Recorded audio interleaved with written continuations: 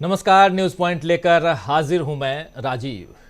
दोस्तों, मोदी सरकार के राज में आज फिर 2 सांसदों को निलंबित कर दिया गया है और अब तक कुल 143 यानी 143 सांसद इस सत्र से बाहर कर दिए गए हैं। जो सत्र चल रहा है विंटर सेशन यानी शीतकालीन सत्र, लोकसभा और राज्यसभा दोनों का, और दोनों सदनों से 143 सांसद, विपक्ष के सांसद बाहर कर दिए गए हैं।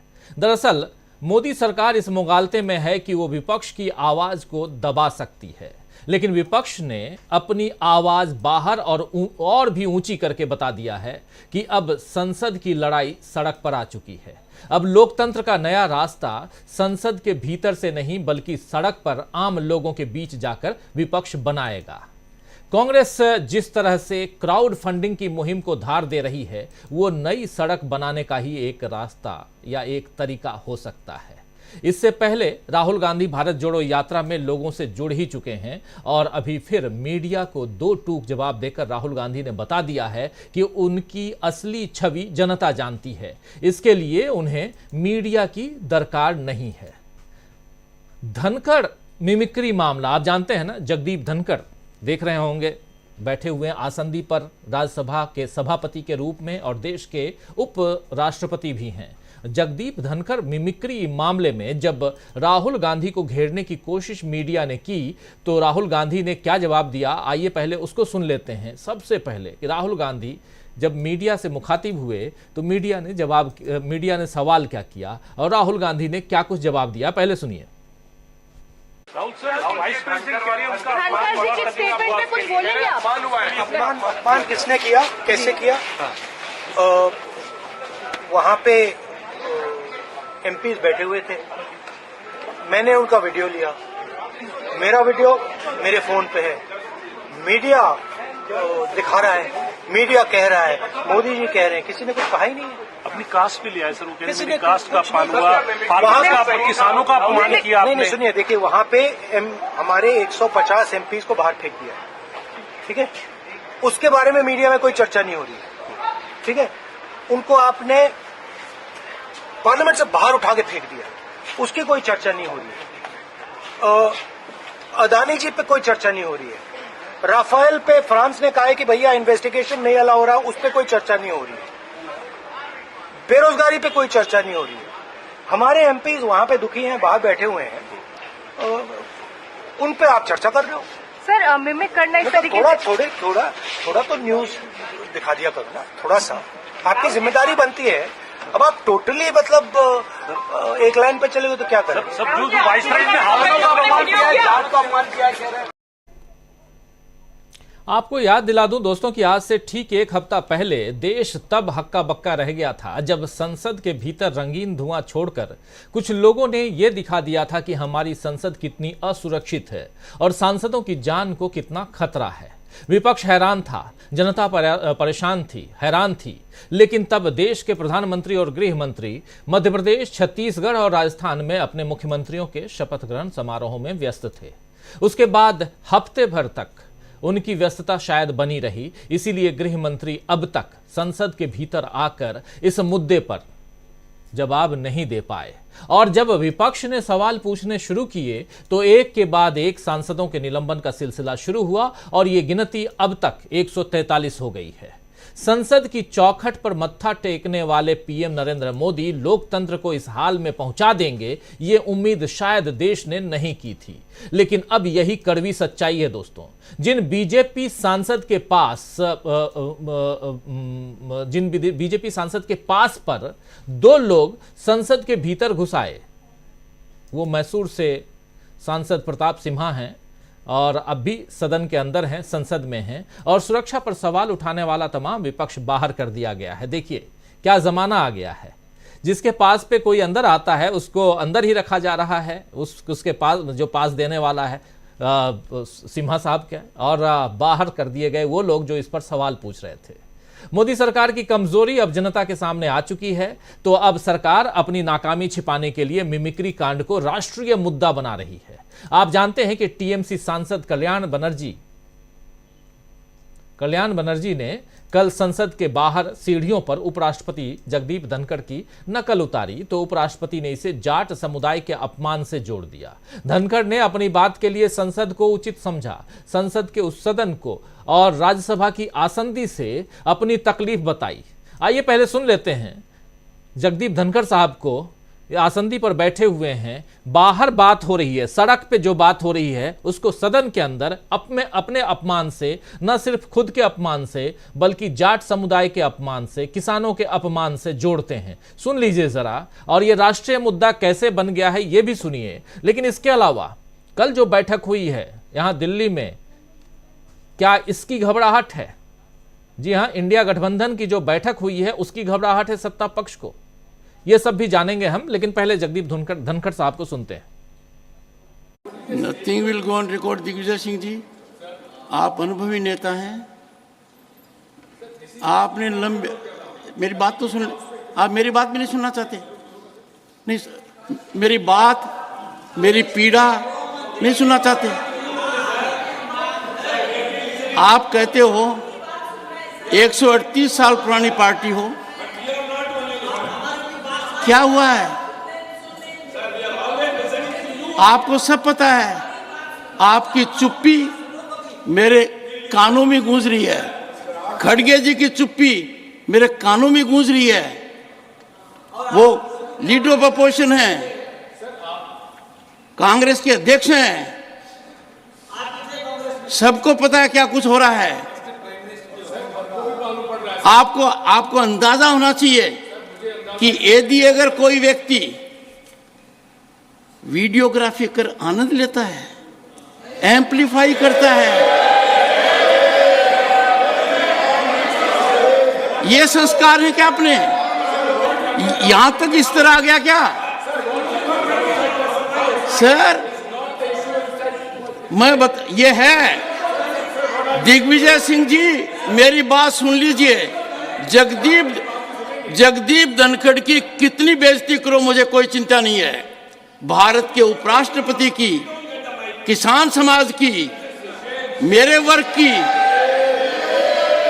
मैं पूरी आहुति दे दूंगा हवन में। मैं खुद की परवाह नहीं करता।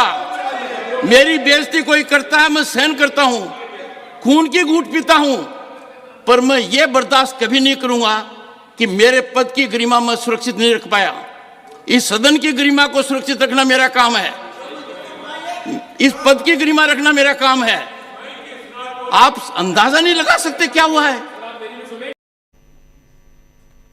तो सुन रहे थे आप जगदीप धनखड़ को, जो देश के उपराष्ट्रपति के साथ साथ राज्यसभा के सभापति भी हैं, और इस पूरे मामले को राहुल गांधी जो वीडियो बना रहे थे उससे जोड़ते हुए इनकी तकलीफ बस इतनी है कि राहुल गांधी आखिर वीडियो क्यों बना रहे थे। जो मिमिक्री हो रही थी, कल्याण बनर्जी कर रहे थे, उसका वीडियो राहुल गांधी ने क्यों बनाया, ये सबसे बड़ा सवाल इनके सामने है। और इससे वो इतने आहत हैं कि अपने पद की गरिमा से लेकर जाट समुदाय, जिस समुदाय से ये आते हैं, और किसानों तक सबकी बात यहां कर रहे हैं, सबका अपमान हुआ है, ऐसा ये कह रहे हैं जगदीप धनखड़ साहब। और वहीं इस दौरान राहुल गांधी वीडियो बनाते हुए जो नजर आए, ये जो चल रहा है इसी में जो कल्याण बनर्जी मिमिक्री कर रहे हैं नजर आए, तो अब मीडिया राहुल गांधी से सवाल उठा रहा है। अभी आपने सुन लिया था, राहुल गांधी ने उसका जवाब भी दिया है, और बीजेपी की ट्रोल आर्मी को राहुल गांधी को घेरने का एक और मौका मिल गया है। लगातार हम देख रहे हैं कि एक तरफ बीजेपी की ट्रोल आर्मी है, दूसरी तरफ बीजेपी का मीडिया है जो लगातार इस मसले को ही उठा रहा है। और आपको याद होगा कि कल इंडिया गठबंधन की बैठक थी, और परसों शाम को इसी कार्यक्रम में यानी न्यूज पॉइंट में ही हमने चर्चा की थी, ये बात रखी थी कि कल हम देखेंगे कि आखिर क्या हेडलाइंस तैयार किया जाता है।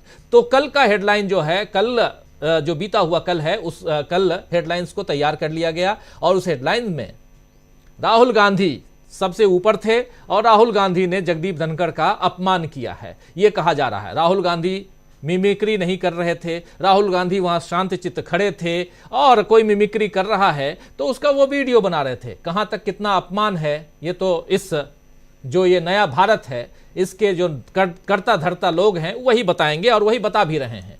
हालांकि अब राहुल गांधी सटीक जवाब देना खूब जानते हैं दोस्तों, आप जान रहे हैं, और उन्होंने क्या जवाब दिया है ये मैं आपको सुना चुका हूं। और इसी तरह धनखड़ जी ने अपनी मिमिक्री को जाट अस्मिता से जोड़ा तो विपक्ष ने इसे भी अपने पक्ष में बुना लिया है। मल्लिकार्जुन खड़गे ने पूछ लिया कि मुझे बोलने नहीं दिया जा रहा है, क्या यह दलितों का अपमान नहीं है? जरा मल्लिकार्जुन खड़गे साहब को सुनते हैं। कह रहे हैं कि जब आपको लगता है कि यह जाट समुदाय का अपमान है तो मुझे आप बोलने नहीं देते हैं, तो क्या यह दलितों का अपमान नहीं है? सुनिए जरा। और मेरे किसानों का अपमान है। अरे चेयरमैन दूसरों को प्रोटेक्शन देना चाहिए। अगर चेयरमैन साहब ही ऐसा बोले तो मैं एक अपोजिशन लीडर होके या मैं ये कहूँ कि मुझे राज्यसभा में बोलने नहीं दिया क्योंकि मैं एक दलित लीडर हूँ। ऐसी जात पात की बात अंदर करके लोगों को बाहर भड़काने का काम कोई नहीं करना चाहिए। और मुझे बहुत बुरा लगा कि हर आदमी अगर अपनी अपनी जाति के लिए किसी विषय पे अगर बोलते हैं तो मेरे जाति को इफेक्ट हुआ, तो मेरे जाति को तो हमेशा इफेक्ट होता है। मुझे तो बोलने नहीं दिया जाता है। मैं जो सवाल उठाता हूँ उसको उत्तर नहीं मिलता। और आज देखिए, हम जो कोई बोलने के लिए ठहरे कि चिदम्बरम साहब थे, हमारे शिवा थे, और करीम साहब थे, वाइको साहब थे, सभी थे, टीएमसी सभी थे। वो बात करने के लिए तो उठे, तो जितने मेंबर्स उनके हैं राज्यसभा के वो पूरे उठ के खड़े हो गए। Slogan shouting. ये कहीं है रूलिंग पार्टी खुद 10 लोगों के लिए अगर 200 लोग खड़े होते हैं तो ये एक मजाक है डेमोक्रेसी का। और डेमोक्रेसी को ख़त्म करने के लिए ऐसे जो प्रेसिडेंट्स वो क्रिएट कर रहे हैं। और दूसरी बात, जो मिमिक्री यहाँ पर हो गई आउटसाइड, ये सबने देखा होगा, ये आपको भी मालूम। जो घटना सदन के बाहर हो गया, आउटसाइड द हाउस, तो उसके बारे में सदन में एक रेजोल्यूशन पास करना, कंडेम करना, ये कहाँ का है? और वो भी ठहरे पार्लियामेंट्री अफेयर्स मिनिस्टर ठहरते हैं और 100-150 राज्यसभा के मेंबर उनके पीछे ठहरते हैं, वहाँ स्टेटमेंट करते हैं। और हाउस के अंदर हमारे चेयरमैन साहब उनको भी परमिशन देते हैं।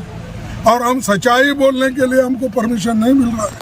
हम किसी को अपमानित नहीं करना चाहते, करने का हमारा इरादा भी नहीं, वो हमारे कैरेक्टर में भी नहीं। तो सुन रहे थे आप, यहां मल्लिकार्जुन खड़गे साहब लगातार अपनी बातें रख रहे हैं, लोकतंत्र की बात से लेकर ये कि सदन में अगर हमें नहीं बोलने दिया जाता है तो क्या ये माना जाए कि एक दलित को बोलने नहीं दिया जा रहा है, जैसे आप कह रहे हैं। और सीधा सवाल पूछा जा रहा है जगदीप धनखड़ साहब से, जो राज्यसभा के सभापति हैं, चेयरमैन हैं, और ये सवाल पूछा भी जाना चाहिए। और इसी तरह शायद डिंपल यादव भी पूछ सकती हैं कि मुझे निलंबित आपने कर दिया, क्या ये यादव समाज का, उसकी अस्मिता का उल्लंघन या उसकी अस्मिता से नहीं जोड़ा जा सकता है? ये बहुत सारी बातें हैं। लेकिन जब राहुल गांधी पर आरोप लगाए जा रहे हैं, और ये पूरा का पूरा तमाशा इसलिए खड़ा किया जा रहा है क्योंकि राहुल गांधी सामने हैं, और एक बार फिर से राहुल गांधी को डिफेम कर दिया जाए, क्योंकि सामने 2024 का चुनाव है और 2024 आने में अब मात्र 12 दिनों का, या कहें तो 11 दिन शेष बचे हैं। इस पर राहुल गांधी के नाम पर जब सवाल पूछा गया ममता बनर्जी से, तो उन्होंने क्या कुछ कहा है, जरा सुन लीजिए। क्यों आप ऐसा बात करते हैं? हम तो रेस्पेक्ट करते हैं सबको ना, एक डिसरेस्पेक्ट का कोई बात नहीं होता है। इसको जस्ट पॉलिटिकली कैजुअली, आपको तो पता भी नहीं चलता अगर राहुल की वीडियो में छवि नहीं टूटा तो। आप समर्थन कर रहे हो, इसका मतलब आप समर्थन कर रहे हो इसका? बंगाल छोड़ के मैं आज पे कोई बात में टिप्पणी नहीं कटेंगे। नरेंद्र मोदी के खिलाफ आपने प्रियंका गांधी का नाम प्रपोज किया चुनाव। सब बात मैं आपको कहेंगे, जो मेरे को कहना था मैंने कह दिया। प्लीज आप लोग अच्छा रहिए, मेरे को शुभकामना है नए साल के लिए, और मेरी क्रिसमस, मेरी क्रिसमस। तो सुन रहे थे, कुल मिलाकर धनखड़ जी के लिए सहानुभूति बटोरना बीजेपी को अब भारी पड़ गया है। वहीं अब विपक्ष ने भी होंकार भरकर बता दिया है कि इतनी आसानी से वो हार नहीं मानेगा और अब 2024 की लड़ाई बीजेपी को भारी पड़ेगी। कल ही इंडिया गठबंधन के सारे दलों ने एकजुट होकर लोकसभा चुनाव में कूदने का प्रण लिया है और इसके लिए ईवीएम से लेकर आम जनता के मुद्दों को जोर शोर से उठाने की बात हुई है। बहुत सारी बातें वहां भी हुई हैं कल की बैठक में, लेकिन कल की बैठक से क्या ये परेशान हैरान बीजेपी नए मुद्दों को सामने लाने की कोशिश कर रही है? बहुत सारी बातें हैं दोस्तों। आइए आज इस न्यूज पॉइंट में उन्हीं तमाम मसलों पर चर्चा करेंगे और सवाल यह है कि क्या विपक्ष के तेवर से डरेगी बीजेपी? क्या संसद की लड़ाई अब सड़क से ही तय होगी? और विपक्षी एकता की होंकार हम लोग देख ही रहे हैं। आइए चर्चा की शुरुआत करते हैं। हमारे साथ कुछ वरिष्ठ साथी जुड़े हुए हैं, उन सबसे आपका परिचय करवाता हूं। देखिए, इस वक्त 5 वरिष्ठ साथी जुड़े हुए हैं। सुनील शुक्ला जी हमारे साथ जुड़े हुए हैं, प्रेम कुमार जी हमारे साथ जुड़े हुए हैं, राकेश अचल साहब हमारे साथ जुड़े हुए हैं, हमारे साथ डॉक्टर दीपक पाचपोर जी जुड़े हुए हैं और अमलेंदु उपाध्याय जी जुड़े हुए हैं। आप सबका हार्दिक स्वागत करता हूं और स्वागत इस्तकबाल आप तमाम दोस्त साथी शुभचिंतक आप सबका भी जो अब तक जुड़ चुके हैं, जो जुड़ने वाले हैं इस कार्यक्रम में। बहुत ही इंपॉर्टेंट दिन, लगातार रोज का जब भी देख रहा हूं, हर एक दिन इतना इंपॉर्टेंट इस लोकतंत्र के लिहाज से है क्योंकि एक तरफ लोकतंत्र की दुहाई दी जा रही है और दूसरी तरफ लोकतंत्र की हत्या की जा रही है। तीसरी तरफ लोकतंत्र को बचाने के लिए सड़कों पर जनप्रतिनिधि हैं। तो क्यों नहीं हो इस लोकतंत्र की बात, लोकतंत्र की दुहाई की चर्चा क्यों नहीं की जाए? जगदीप धनखड़ साहब बहुत नाराज हो गए।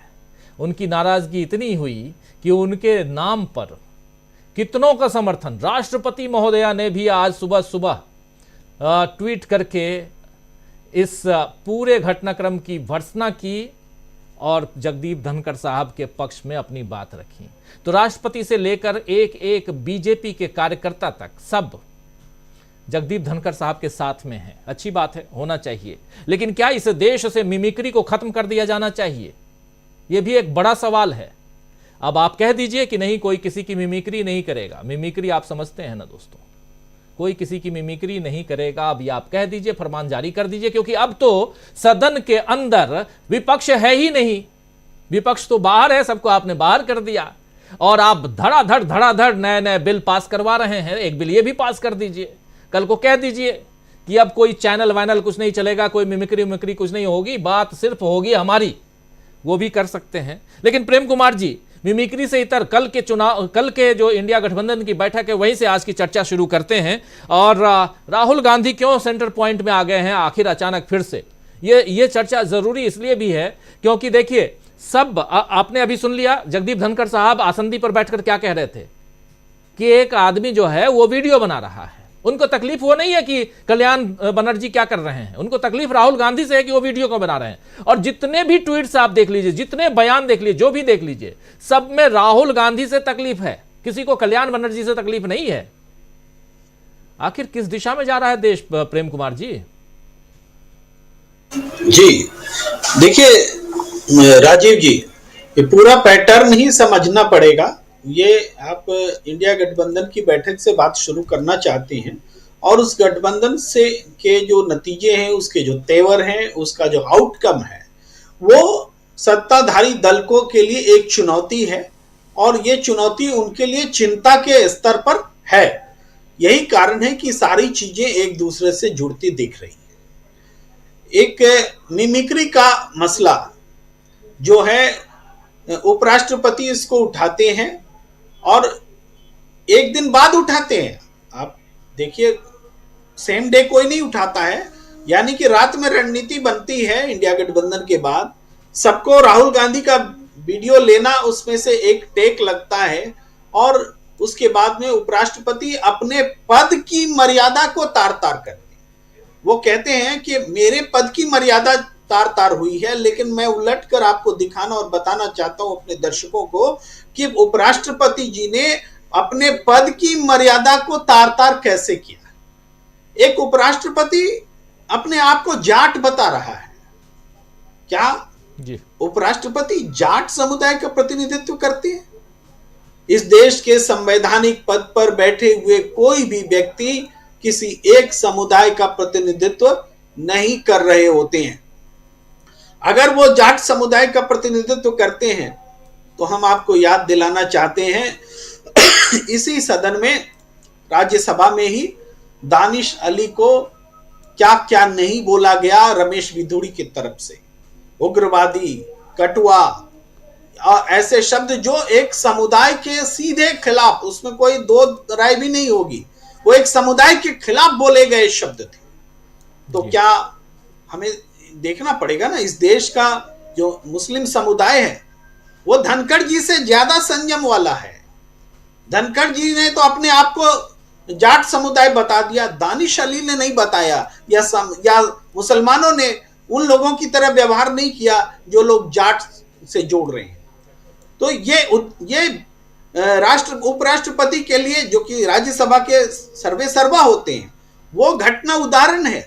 जब आप एक समुदाय के खिलाफ टिप्पणी होते हुए चुप है, उस पर न निंदा है आपके पास, न शर्मिंदा है, न शर्मिंदगी का एहसास है, और आपको आपकी नाक तेवर ऊंची तभी कटी नजर आती है जब आपके ऊपर कोई कुछ बोलता है।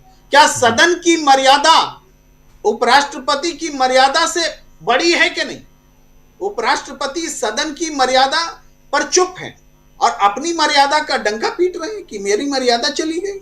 उपराष्ट्रपति की मर्यादा उसी समय चली गई जब उन्होंने अपने आप को जाट कहा, तब नहीं गई जब उनकी मिमिक्री की गई। ये बात मैं कहना चाहता हूं। इसी तरीके से उनके समर्थन में राष्ट्रपति जी भी आ गई। अब हम बोलेंगे तो बोलेगा कि बोलता है, लेकिन राष्ट्रपति जी जब मणिपुर में महिलाओं को नग्न परेड कराया जा रहा था तब तो एक शब्द नहीं बोली, स्त्रियों के लिए सामने नहीं आई, महिलाओं के लिए सामने नहीं आई। जब आदिवासी पर पेशाब किए जा रहे थे तब तो राष्ट्रपति जी कुछ भी नहीं बोली, बिल्कुल सामने नहीं आई। क्यों? यह सवाल तो बनता है ना। इसलिए बनता है क्योंकि एक ऐसे मसले को जिसका कि पॉलिटिकल माइलेज लेने के लिए कोशिश की जा रही है, उस पॉलिटिक्स में घुस रहे हैं उपराष्ट्रपति, राष्ट्रपति। यह चिंता का विषय है कि राष्ट्रपति और उपराष्ट्रपति जैसा पद इस राजनीतिक लड़ाई में, मिमिक्री से जुड़ी लड़ाई में, जिसके टारगेट पर राहुल गांधी हैं, जिसके टारगेट पर समूचा विपक्ष है, उसमें घुस रहा है। ये संवैधानिक पद की मर्यादा को वो ये लोग स्वयं तार तार कर रहे हैं और इल्जाम राहुल गांधी पर लग रहा है। राहुल गांधी और तमाम जो उनके साथ लोग सांसद हैं, वो सांसद वहां इकट्ठा है क्योंकि वो लोकतंत्र के लिए आवाज उठा रहे हैं। हम तो ऐसे भी कह सकते हैं, अरे इन लोग को सदन से निकाल दिया, ये सदन की सीढ़ी पर बैठ के क्या कर रहे हैं, अपना पैंट गंदा कर रहे हैं, ऐसे क्यों बैठ गए, वैसे क्यों बात कर लिया। सदन जब विरोध प्रदर्शन होता है तो निश्चित रूप से विरोध एक लंबा खिंचता है। जब महीनों आंदोलन चलते हैं तो दैनिक स्तर पर भी ऐसे आयोजन होते हैं जिसमें एंटरटेनमेंट की भी व्यवस्था होती है, लोग नाचते हैं, गाते हैं, तमाम तरीके करते हैं, नुक्कड़ सभा करते हैं, भाषण देते हैं, एक दूसरे का हास्य करते हैं। उसी का हिस्सा है मिमिक्री। आंदोलन का तरीका है मिमिक्री। ऐसा नहीं कि मिमिक्री अचानक पैदा हो गया। और इस राजनीतिक व्यवस्था का हिस्सा है उपसभापति या सभापति, राज्यसभा के सदन के पीठासीन राजनीतिक व्यवस्था का हिस्सा है। 143 सांसद को संसद से बाहर कर दिया गया है। यह सबसे बड़ा सवाल है।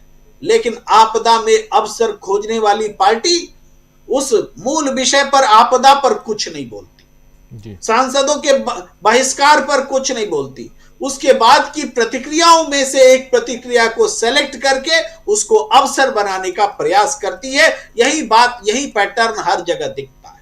और यह पैटर्न इसलिए दिख रहा है, जो आपने सवाल किया वहां तक मैं पहुंचता हूं कि ये जो इंडिया गठबंधन है, इसमें जो बैठक में कुछ फैसले हुए, इस फैसले में तय हुआ कि मिलकर लड़ना है, तय हुआ कि हम 400 सीटों पर हम आमने सामने का मुकाबला करेंगे, तय हुआ कि गैर कांग्रेसी लोग कांग्रेस के नेता को भी प्रधानमंत्री के रूप में प्रोजेक्ट कर सकते हैं। ये इस बैठक का आउटकम है।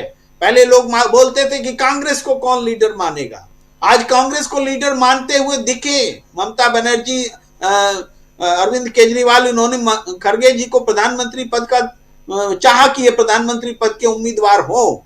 यह अलग बात है कि स्ट्रैटेजिकली अभी ये तय करना उचित नहीं समझा गठबंधन ने, लेकिन ये बात दिखी है। ये बात बीजेपी के लिए चिंता की बात है कि एक दलित नेता को की इतनी बड़ी एक्सेप्टेबिलिटी इंडिया गठबंधन में हो रही है।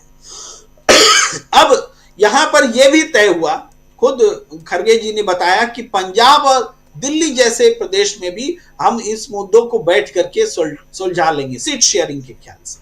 तो सीट शेयरिंग का जो बड़ा ऑब्स्टेकल पंजाब दिल्ली रहा या पश्चिम बंगाल माना जाता है या इसी तरीके से, तो इन मुद्दों को अगर सुलझा लिया गया तो फिर इंडिया गठबंधन को सीट शेयरिंग पर सहमत होने से कौन रोक सकता है। और अगर 400 सीटों पर सहमति बन गई तो आज बीजेपी 224 लोकसभा सीटों पर 50% से ज्यादा वोट लिए बैठी है और विपक्ष 117 लोकसभा सीटों पर 50% से ज्यादा वोट लिए बैठा है। लेकिन बदली हुई परिस्थिति में जबकि जेडीयू गठबंधन भी एनडीए छोड़कर इंडिया के साथ है, जब शिवसेना इंडिया के साथ है, समीकरण बदल चुका है। समीकरण बिल्कुल बदल चुका है। अब 50% से ज्यादा जो सीट शेयरिंग वाला ज्यादा वोट शेयरिंग वाला सीट होगा, वो उसके मामले में इंडिया गठबंधन बीजेपी से लीड लेने की स्थिति में आ गया है और यह चिंता का सबब है। अगर एक फिजा बन गई कि पूरे देश में विपक्ष एकजुट है तो उन सीटों पर भी जहां कांग्रेस और बीजेपी के बीच सीधा मुकाबला है, चाहे राजस्थान हो, चाहे मध्य प्रदेश हो, चाहे छत्तीसगढ़ हो, हिंदी पट्टी के ये प्रदेश जहां कांग्रेस अकेले लड़ती है, वहां पर सीधे कांग्रेस जो है 40% और 48% का फासला भी मिट जाएगा, 40% 42% का फासला मिट जाएगा। ये जो है यानी 65 में 61 सीट वाला समीकरण बदल सकता है। ये नैरेटिव अगर बन गया कि एक विकल्प खड़ा हो गया, सिर्फ यही नैरेटिव बनने की देर थी और वो नैरेटिव बनता दिखने लगा है। ये नैरेटिव जैसे बनेगा कि विपक्ष इकट्ठा हो गया है, बीजेपी को अपदस्थ कर सकता है, वैसे ही देश की राजनीतिक फिजा बदल जाएगी। इसकी शुरुआत हो गई है, इतना मैं कह रहा हूं। जी बिल्कुल बिल्कुल, देश की राजनीतिक फिजा बदल जाएगी जिसकी शुरुआत अब हो चुकी है। और यहाँ बहुत सारी बातें, बहुत इंपॉर्टेंट बातें रख रहे थे प्रेम कुमार जी, और सदन के अंदर से लेकर सड़क तक जो कुछ चल रहा है उसकी समीक्षा, उसकी बातचीत हम यहाँ कर रहे हैं और समझने की कोशिश कर रहे हैं कि यहाँ से किस दिशा में देश की सियासत को हम जाते हुए देख रहे हैं। कल ही बैठक हुई है इंडिया गठबंधन की और उस बैठक से भी बहुत सारी बातें निकल कर आई। पल पल की रिपोर्ट हम कल आप तक लाइव पहुंचा ही रहे थे, लेकिन उसके बाद भी जो बातें सामने आई हैं वो सब इस कार्यक्रम के जरिए हम आप तक पहुंचाएंगे। राकेश अचल साहब, आपके पास पहले आना चाहता हूं और आपसे भी समझना चाहता हूं कि कल की बैठक, जो इंडिया गठबंधन की बैठक हुई है, उस बैठक को किस लिहाज से आप देखते हैं, किस हिसाब से आप देखते हैं, और उसके साथ साथ सदन से निकाले गए 143 सांसदों की जो लिस्ट अगर देखिए तो लगता है कि विपक्ष में भी दम है। आपके पास 1-2 नहीं बल्कि 143 तो जो बाहर आप निकाल दिए अभी भी कुछ अंदर हैं। ऐसा नहीं है कि सत्ता पक्ष पूरी मजबूती के साथ बैठा हुआ है अंदर और वही सर्वे सर्वा है। विपक्ष की आवाज भी गूंज सकती है, माना जाए ऐसा। धन्यवाद राजीव जी। देखिए, सबसे पहले तो मैं बात करना चाहूंगा इंडिया गठबंधन की बैठक तक तो मैं बोलूंगा, लेकिन मैं बात करना चाहूंगा माननीय उपराष्ट्रपति और राज्यसभा के जो सभापति हैं धनखड़ साहब। इस देश में अभी तक 14 उपराष्ट्रपति हुए, उनमें से मैंने 13 को देखा और 6-7 से तो व्यक्तिगत रूप से मेरी मुलाकातें हुई, और तब ये दूरदर्शन नहीं होते थे और सीधे प्रसारण नहीं होते थे, तो उनसे व्यक्तिगत रूप से मिलकर जो आप महसूस कर सकते हैं वो आप धनखड़ जी से मिलकर के शायद महसूस नहीं कर सकते। ये देश के इतिहास में पहला दुर्भाग्यपूर्ण साल है जिसमें कि माननीय सभापति के रहते हुए इतनी लंबी फौज, 1, 2, 3, 4 नहीं 143 सदस्य, और जिसमें राज्यसभा के सर्वाधिक सदस्य हैं, उनको निलंबित कर दिया गया। और माननीय धनखड़ जी ने इन सदस्यों के संरक्षक होने के नाते न तो एक दिन कभी अपने चैम्बर से बाहर निकल चैम्बर में बैठ करके अलग से सभी नेताओं के साथ बैठक की, कि भाई इनको वापस कर रहे, हो गई सजा, 2-1 दिन की बहाल कर दिया जाए। मैं इन्होंने ये कोशिश की कि कभी इनको अगर हंगामा कर रहे हैं विपक्ष के सदस्य किसी बात को लेकर के, तो उनसे बहस करें, उन्हें समझाएं, मार्शल बुलाएं, डांटे डपटे, कुछ नहीं, तब अपनी चेयर पर बैठते हैं, 2 मिनट कार्रवाई शुरू होती है और तीसरे मिनट में घोषणा के सदन की कार्रवाई स्थगित। तो इस तरह से किसी सभापति को कठपुतली बनते हुए मैंने पहली बार देखा है। इसके पहले नायडू साहब भी थे, भारतीय जनता पार्टी के तरफ से, वो भी उपराष्ट्रपति रहे, वो भी सभापति रहे, और वो एक हेडमास्टर की तरह बिहेव करते थे। वो विपक्ष के लोगों का संरक्षण भी करते थे, भले ही उसमें कहीं कुछ थोड़ी बहुत पार्शलिटी होती है, लेकिन धनखड़ साहब ने तो सब पीए किराए पर जो परंपरा है भारतीय संसद की, उस पर पानी फेर दिया। नंबर 1। नंबर 2 ये हुआ मिमिक्री। अब मिमिक्री के बारे में धनखड़ साहब नहीं जानते हैं तो ये उनकी गलती है, हम लोगों की, आपकी गलती नहीं है। मिमिक्री इस देश की और दुनिया की एकमात्र ऐसी कला है जो कि आपको समय बिताने के लिए करना है, कुछ काम किस तरह काम में आती है। जब 143 संसद सदस्य सदन में बैठने का अपना अधिकार खो चुके हैं और बाहर बैठे हैं, और वो टाइम पास करने के लिए अगर किसी का अभिनय कर रहे हैं, ये तो धनखड़ साहब के लिए सौभाग्य की बात होनी चाहिए कि उन्हें इतना इस लायक समझा गया तो उनकी मिमिक्री की गई। और अगर धनखड़ साहब सदन के भीतर होने वाली कार्यवाहियों पर तो ध्यान नहीं देते, सदन के बाहर कौन क्या कर रहा है इससे आहत होते हैं, तो उनसे ज्यादा कमजोर उपराष्ट्रपति और सभापति कोई हो नहीं सकता। और उसे वो कह रहे ना कि इसकी गरिमा, पद की गरिमा, मेरी गरिमा, तो मैं तो खून का घूंट पी लेता हूँ। वो खून का घूंट नहीं पीते। अगर खून का घूंट पी रहे होते तो निश्चित तौर पर इस घटना पर जात और अपनी औकात दोनों, किसान भी उन्होंने अपने आप को कहा, जाट भी अपने आप को कहा। ये अभी जैसे हमारे प्रेम भाई कह रहे थे, इस देश में किसी राष्ट्रपति, किसी उपराष्ट्रपति ने ये नहीं कहा कि मैं फला जात का आदमी। ये हो गई दूसरी बात। तीसरी बात है इंडिया गठबंधन की। इंडिया गठबंधन के बारे में विधानसभा चुनाव के जो परिणाम आए तो बहुत सी बातें निराशाजनक हुई इस देश में कि पता नहीं ये गठबंधन बिखर जाएगा, पता नहीं इसका कोई नेतृत्व हो पाएगा, सीट शेयरिंग पर बात होगी कि नहीं होगी। लेकिन जो बैठक 19 तारीख को हुई है वो इतनी उत्साहवर्धक है कि उसे देख करके पूरा सत्ता पक्ष हैरान है कि आखिर ये हो क्या रहा है। उनका लक्ष्य तो नए कीर्तिमान बनाने का है। संसद सदस्यों को इतना थोक में निलंबित करके कीर्तिमान बना दिया, एक उपराष्ट्रपति को कठपुतली बना के कीर्तिमान बना दिया। यहाँ तक कि आप देखेंगे विधानसभा चुनाव में राष्ट्रपति महोदया को आदिवासी वोटरों के बीच में भी प्रचारक के तौर पर भेजा गया था, लेकिन उस पर कोई ज्यादा चर्चा हुई नहीं। लेकिन इंडिया गठबंधन के खड़े होने से, मुस्तैदी से खड़े होने से, इनका जो 400 पार का नारा है, जो 400 पार का लक्ष्य है 2024 का, उसमें बहुत बड़ी बाधा आ गई है। कि 400 पार तो कांग्रेस ही कर पाई थी राजीव गांधी के टाइम में। इनके लिए तो ये दिवा स्वप्न है, और जब किसी का स्वप्न टूटता है तो आप देखते हैं कि राज्यसभा में और लोकसभा में वही होता है। सत्तारूढ़ के दल के लोग विपक्ष की भूमिका में खड़े हैं। अगर राज्यसभा में और लोकसभा में सत्तारूढ़ दल के विपक्ष के लोग कुछ बोलते हैं तो उनके खिलाफ, और धनखड़ जी के संरक्षण, धनखड़ जी खुद संरक्षण मांग रहे हैं संसद सदस्यों से, और ये इनके 110 जितने भी सदस्य राज्यसभा में वो खड़े होके मजाक बन रहे हैं। दुनिया देख रही है। और ये कब हुआ?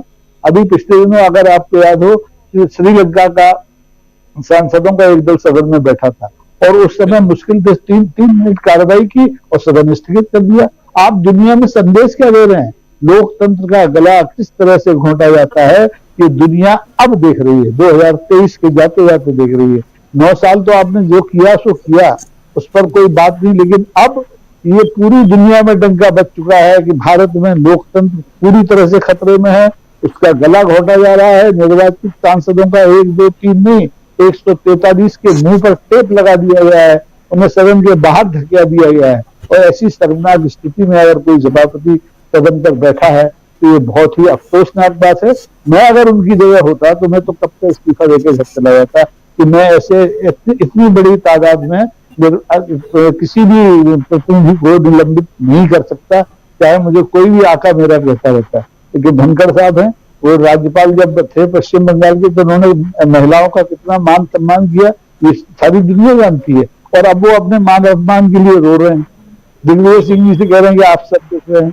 अरे भाई, आप जो कर रहे हैं वो भुगतना आपको पड़ेगा। और कपड़े का सांप बना करके आप अगर जनता को डराना चाहते हैं तो ये देश की जनता डरने वाली नहीं है।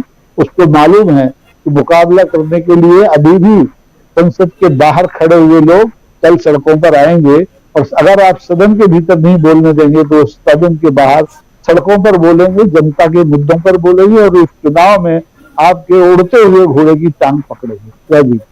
जी जी, बिल्कुल बिल्कुल, बहुत सही आप कह रहे हैं। और जो कुछ हो रहा है इसकी समीक्षा ज़रूरी है दोस्तों, और इसलिए हम लोग आज चर्चा कर रहे हैं 2024 में क्या कुछ होने जा रहा है, और सबसे बड़ी बात कि इंडिया गठबंधन की बैठक से क्या कुछ निकल के आ रहा है, और इधर सदन से बाहर किए गए सांसदों को लेकर हंगामा जो मचा हुआ है, उस हंगामे में आखिर राहुल गांधी सेंटर पॉइंट में क्यों आ गए हैं, इन सब की चर्चा हम कर रहे हैं। इन्हीं सवालों के साथ आना चाहता हूं सुनील शुक्ला जी आपके पास, और आपसे पहले जरा धन्यवाद और स्वागत करना चाहता हूं धनंजय कुमार जी का। धनंजय जी, आपका बहुत बहुत स्वागत है, बहुत धन्यवाद, आपने समय निकाला और इस चर्चा के लिए। सुनील शुक्ला जी, कैसे देखते हैं आप 2-3 पहलुओं पे जो आपके सामने रख चुका हूं, जिस पर चर्चा हम लोग कर रहे हैं? धन्यवाद राजीव जी। मैं भी वैसे ही देखता हूं जैसे प्रेम कुमार जी देख रहे हैं, चाहे राकेश जी देख रहे हैं। इससे अलग किसी की राय नहीं हो सकती अगर उसको लोकतांत्रिक मूल्यों में कोई आस्था है, जिसने संसदीय परंपराओं को देखा है, जो इस देश को देश की लोकतांत्रिक व्यवस्था को मजबूत होते देखना चाहते हैं। सदन में इस तरह से सदस्यों को बाहर कर दिया जाए, मेरी स्मृतियों में कभी नहीं, और इतिहास भी ये साक्षी है कि ऐसा कभी हुआ नहीं है। सबसे खराब उदाहरण दिया जाता है 1995 का संभवतः, जब राजीव गांधी के जमाने में 63 सदस्यों को बाहर किया गया था, लेकिन उनको पूरे सत्र के लिए नहीं किया गया था, वो भी केवल 7 दिन के लिए। और भी क्या स्थितियां थी और जो आज स्थितियां हैं उससे दोनों में बहुत ज्यादा फर्क है। सदन में सभापति चाहे लोकसभा का अध्यक्ष या जो विपक्ष है उसका संरक्षक है, ये किसी पार्टी या सरकार के संरक्षक नहीं है। इनसे उम्मीद की जाती है कि विपक्ष के सदस्यों को संरक्षण दें। माननीय सभापति महोदय को इस बात का संज्ञान लेना चाहिए था कि जिस विषय को लेकर के सदन के अंदर हंगामा हो रहा है, उस विषय पर प्रधानमंत्री और गृह मंत्री ने सदन के बाहर कैसे बयान दिया। गरिमा वहां ठेस पहुंचती उसकी। सदन के गरिमा के संरक्षक भी सभापति जी हैं, तब तो उन्होंने कुछ नहीं बोला। उन्होंने किसान की बात की कि मैं किसान से हूं, 1 साल तक इस देश का किसान सड़क पर बैठा रहा, तब भी आप कुछ नहीं बोलते नजर आए, तब भी आप बोल सकते थे। आपने अपने वर्ग की बात की, आपके वर्ग की महिला पहलवानों को सड़क पर घसीटा गया, तब भी आप कुछ नहीं बोले, और आज आप उस वर्ग के अपने आप को प्रतिनिधि होने का दावा करने लगे। एक उपराष्ट्रपति को इस तरह से किसी वर्ग, किसी जात, किसी समूह के प्रतिनिधि होने का दावा करने का कोई औचित्य ही नहीं है। आपके पास एक संवैधानिक पद है, और संवैधानिक पद पर बैठा हुआ व्यक्ति किसी जात, किसी वर्ग, किसी समूह का प्रतिनिधि नहीं होता, उस देश के नागरिकों का प्रतिनिधि है, इस समस्त नागरिकों का वो संरक्षक है। अपने आप में बात, और सदन के बाहर हो रही कोई घटना किसी को लेकर के आप उसको सदन के भीतर उसकी चर्चा कर रहे हैं। राजनीति करने के लिए थोड़े उपराष्ट्रपति होता है, राजनीतिक मुद्दा बनाने के लिए थोड़े उपराष्ट्रपति होता है। उपराष्ट्रपति इस देश के नागरिकों का संरक्षक है। उसे उम्मीद की जाती है कि उस देश के नागरिकों के लिए बेहतर से बेहतर क्या किया जा सकता है उसकी पहल करें। लेकिन जो सभापति जी का अपना पक्ष जो करना चाहती है वो कर रहे हैं, और किस अंदाज में कर रहे हैं वो भी पूरा देश देख रहा है इसको। सदन के बाहर जो कुछ भी हो रहा है, मतलब सवाल इस बात का कि आप सभापति हैं और क्यों आप निकालते हैं किसी को। क्या आप देश की जनता को यह संदेश देना चाहते हैं कि तुम किसी को चुन के भेजो, हम रहने नहीं देंगे अगर हमारे मन अनुकूल नहीं होगा व्यक्तित्व। क्या इस देश में आप विपक्ष को या असहमति को स्थान देने के लिए तैयार नहीं है? आप अपनी आलोचना सुनने के लिए तैयार नहीं है? और क्या अपनी इस प्रवृत्ति के साथ अपने आप को आप लोकतांत्रिक होने का दावा भी कर सकते हैं? मूल लड़ाई केवल है, मूल विषय केवल यही है राजीव जी, कि जो स्थितियां बन गई हैं विपक्षी एकता की, इस सरकार ने सभी तरह के प्रयास कर लिए, शुरू से प्रयास करती रही है कि विपक्षी दलों के बीच में किसी तरह की एकता न होने पाए। जितने भी तरह के राजनीतिक दबाव, शासकीय दबाव, केंद्रीय एजेंसियों के दबाव, जितने तरह के दबाव हो सकते हैं, उन दबावों का उपयोग करके विपक्ष को एक न होने देने का प्रयास किया गया। विपक्षी नेताओं को अविश्वसनीय बनाने का प्रयास किया गया, विपक्षी नेताओं को गैर जिम्मेदार और जनता से दूर रहने वाले छवि गढ़ने की कोशिश की गई। इसके लिए संगठनात्मक और संस्थात्मक प्रयास किए गए। क्यों? केवल इसीलिए कि जनता के बीच में विपक्ष का विश्वास न बनने पावे। सत्तारूढ़ दल था जो पूछता था कि विपक्ष कहां है, और आज यह सत्तारूढ़ दल विपक्ष की एकता को लेकर के चिंतित है, क्योंकि सबसे बड़ी समस्या यही थी। गैर विपक्ष के लोगों के बीच में एकता स्थापित हो जाए, यह सबसे बड़ी चिंता है। इसलिए चिंता है कि जो वह लोग जो इनके खिलाफ हैं उनके बीच में एकता न होने पावे जी। जो मतदाता है, जो समर्थक है, देश का नागरिक है, जो इनसे असहमत है, उनके बीच में एकता न होने पावे, क्योंकि वह एकता सबसे बड़ी चुनौती है। उस एकता का समाधान इनके पास नहीं है, क्योंकि जिन मुद्दों के आधार पर लोगों को अपने साथ जोड़ने का प्रयास करते हैं, बड़ी जमात है जो उन मुद्दों से सहमत नहीं हो पाती। सबको उम्मीद थी, कितने तरह की बातें कही गई थी इंडिया दल समूह के बारे में, नीतीश कुमार के बारे में क्या क्या नहीं कहा गया। अब आए तब आए, अब आए तब आए, इंडिया में शामिल होने वाले हैं। राष्ट्रीय लोकदल के नेता जयंत चौधरी के बारे में रोज खबर उड़ती है कि वह मंत्रिमंडल में शामिल होने जा रहे हैं। कौन इनको बताता है, कौन इन लोगों को सूचना देता है, भगवान जाने। लेकिन यह जो एकता लोगों के सामने आई, किसी तरह का विवाद नहीं हुआ। इस बैठक से निकल करके किसी नेता ने ऐसी कोई बात नहीं कही जो एक दूसरे के विरोध में हो, एक दूसरे को कोई कंट्राडिक्टरी स्टेटमेंट्स हो, किसी ने नहीं कहा। यह सबसे बड़ा सवाल है। तो यह जो लोगों के बीच विपक्ष की एकता सामने उभर करके आ रही है, चिंता का सवाल यह है। और दूसरा सवाल मैं ये मानता हूं कि यह सदस्यों को बाहर निकालने के इस अतिवादी रवैये पर सरकार इसलिए गई है कि वह उन मुद्दों पे चर्चा नहीं होने देना चाहती जिन मुद्दों को लेकर के इन युवकों ने संसद के बाहर चाहे संसद के भीतर प्रदर्शन किया। वह महंगाई और बेरोजगारी पर चर्चा नहीं होने देना चाहती। वो कभी नहीं चाहेगी कि इस पर विमर्श बढ़े, और इस विमर्श को इतना इस दूर तक ले जाया जाए कि इसको लेकर के जगह जगह प्रदर्शन हो, या युवक या समाज के विभिन्न लोग अपना प्रतिरोध जारी करें, अपना विरोध प्रदर्शन करें। इस विमर्श को सहने के लिए बीजेपी तैयार नहीं है। इसीलिए ऐसी मात्रा के चले गए ये कि, और वैसे भी विपक्ष को कहां इन्होंने आदर, कब आदर दिया?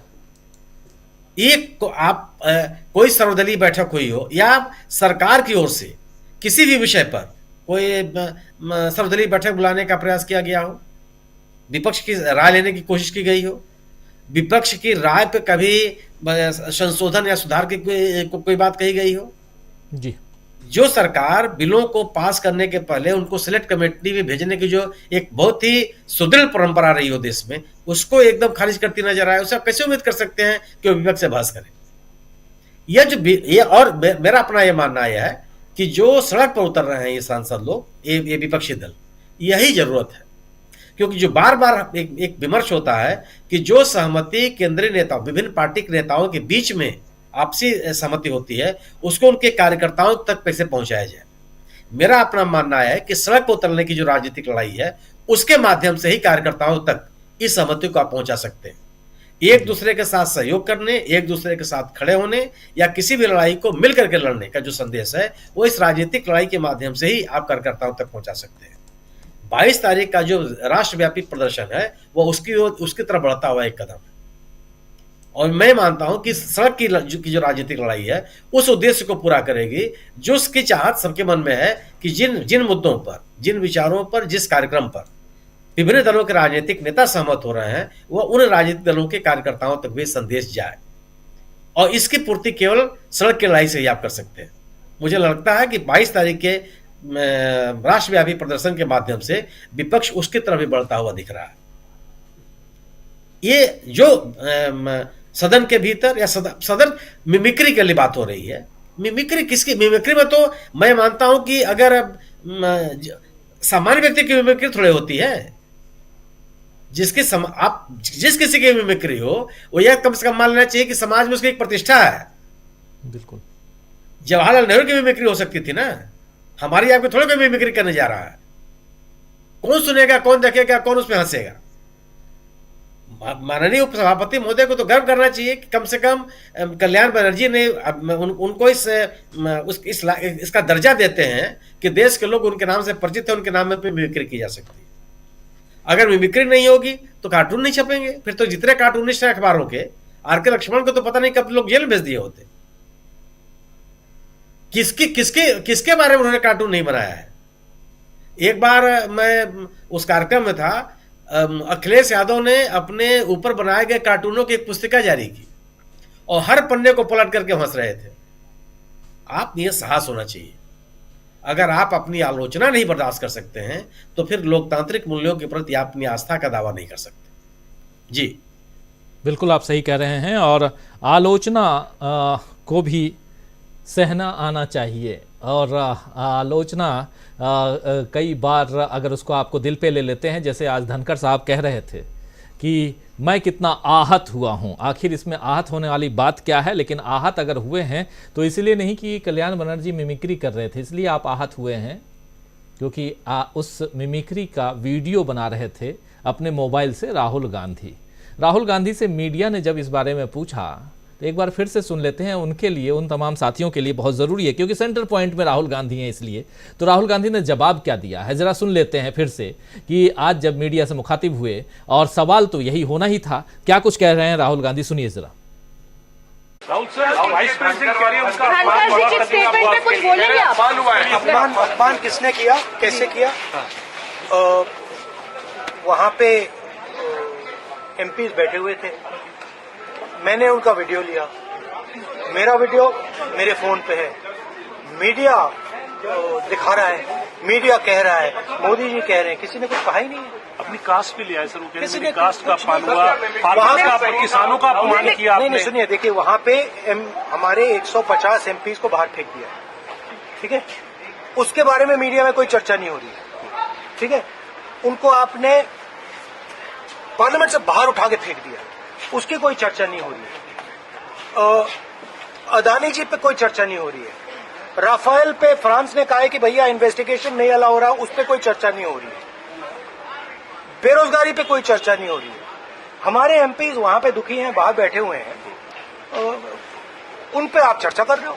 सर मिमिक करना इस तरीके से थोड़ा तो न्यूज दिखा दिया करो ना, थोड़ा सा आपकी जिम्मेदारी बनती है। अब आप टोटली मतलब एक लाइन पे चले गए तो क्या करें? सब जो वाइस प्रेसिडेंट ने अपमान किया है।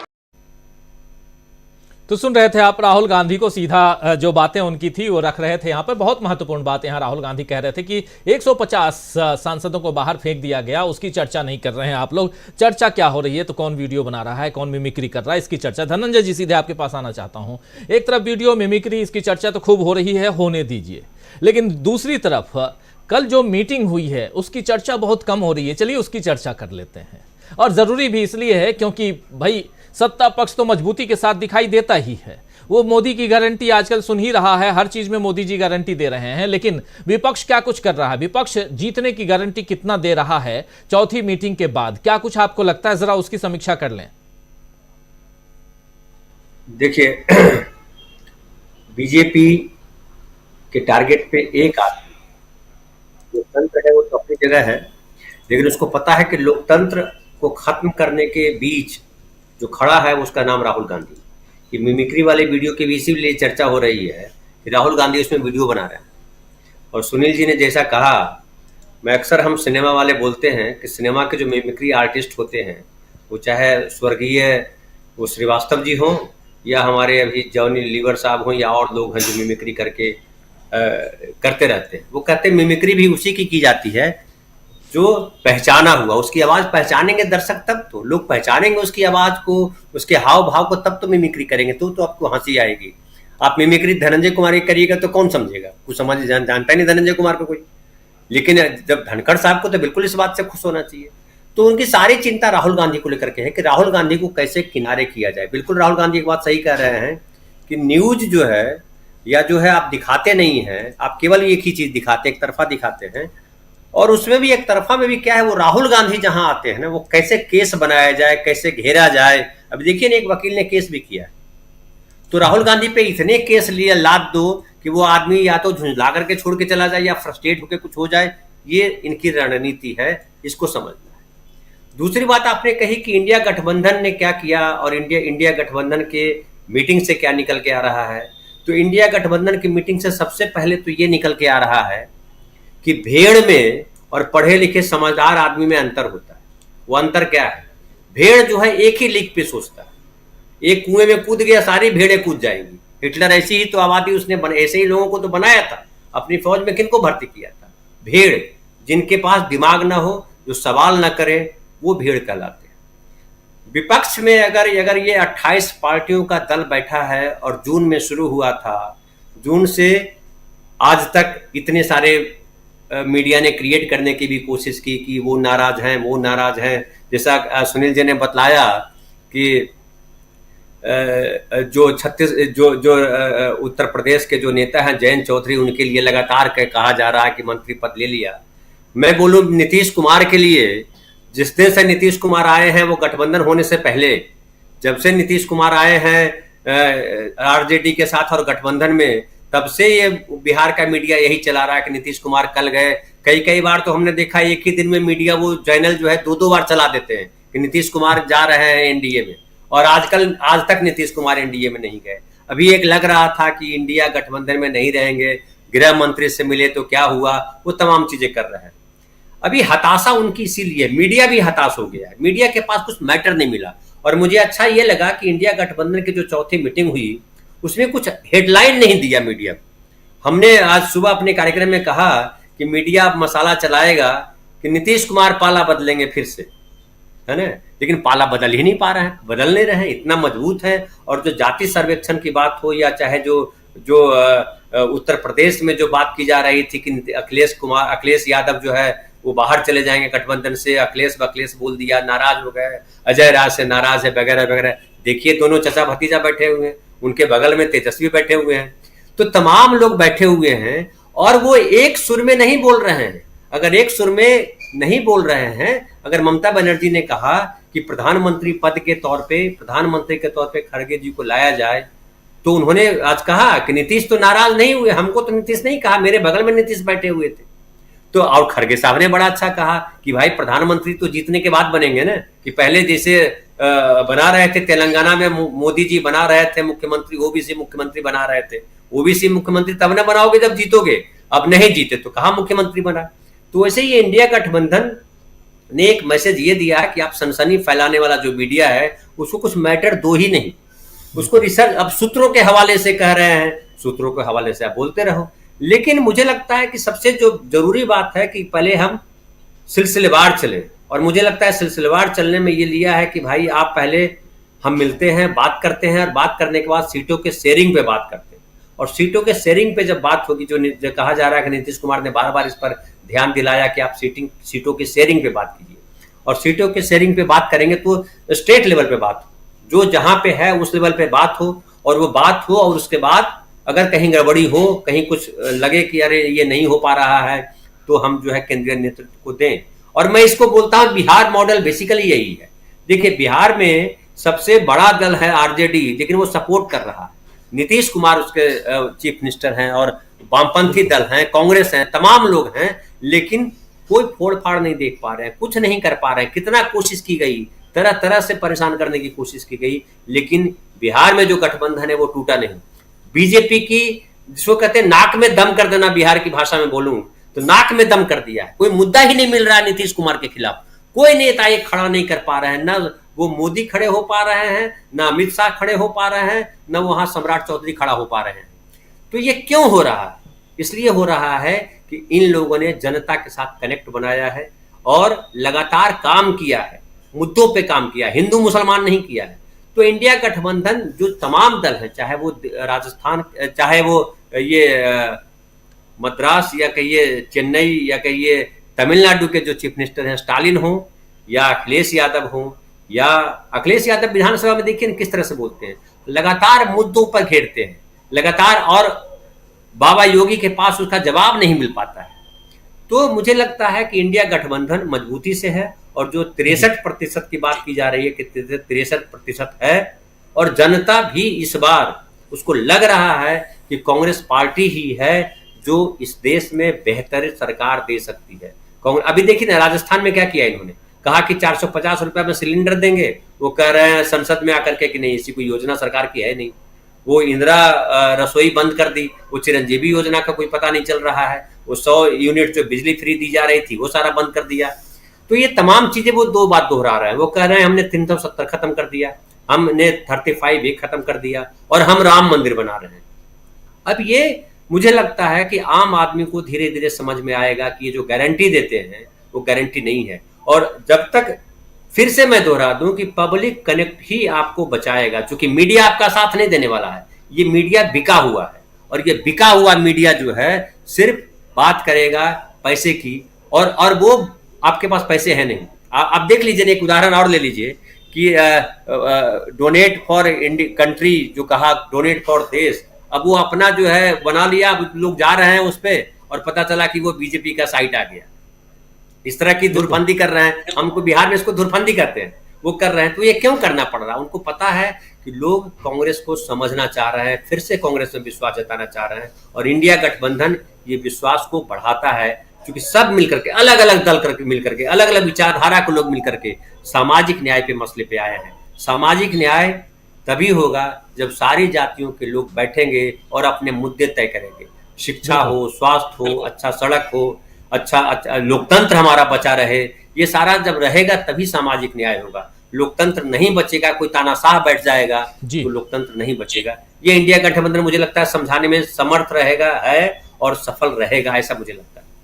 इंडिया गठबंधन की हम बात कर रहे हैं, इसलिए भी बात कर रहे हैं इंडिया गठबंधन की क्योंकि यही एक ऐसा गठबंधन है जो सामने चुनौती देता हुआ दिखाई दे रहा है। अब आमने सामने की लड़ाई है, और कल बहुत सारी बातों में से एक बात ईवीएम की भी निकल के आई कि ईवीएम पर प्रस्ताव पारित हुआ है, और उसमें जो बातें कही गई हैं उसमें महत्वपूर्ण बात यह है कि जो भी वोटर वोट देने जाता है वो उसको पता होना चाहिए कि उसने किस पार्टी को वोट दिया, उसने जो उसका चहेता जो सिंबल है वो दिखाई देना चाहिए, न सिर्फ दिखाई देना चाहिए बल्कि एक बैलेट वो निकले, बैलेट पेपर बैलेट बॉक्स में डाले।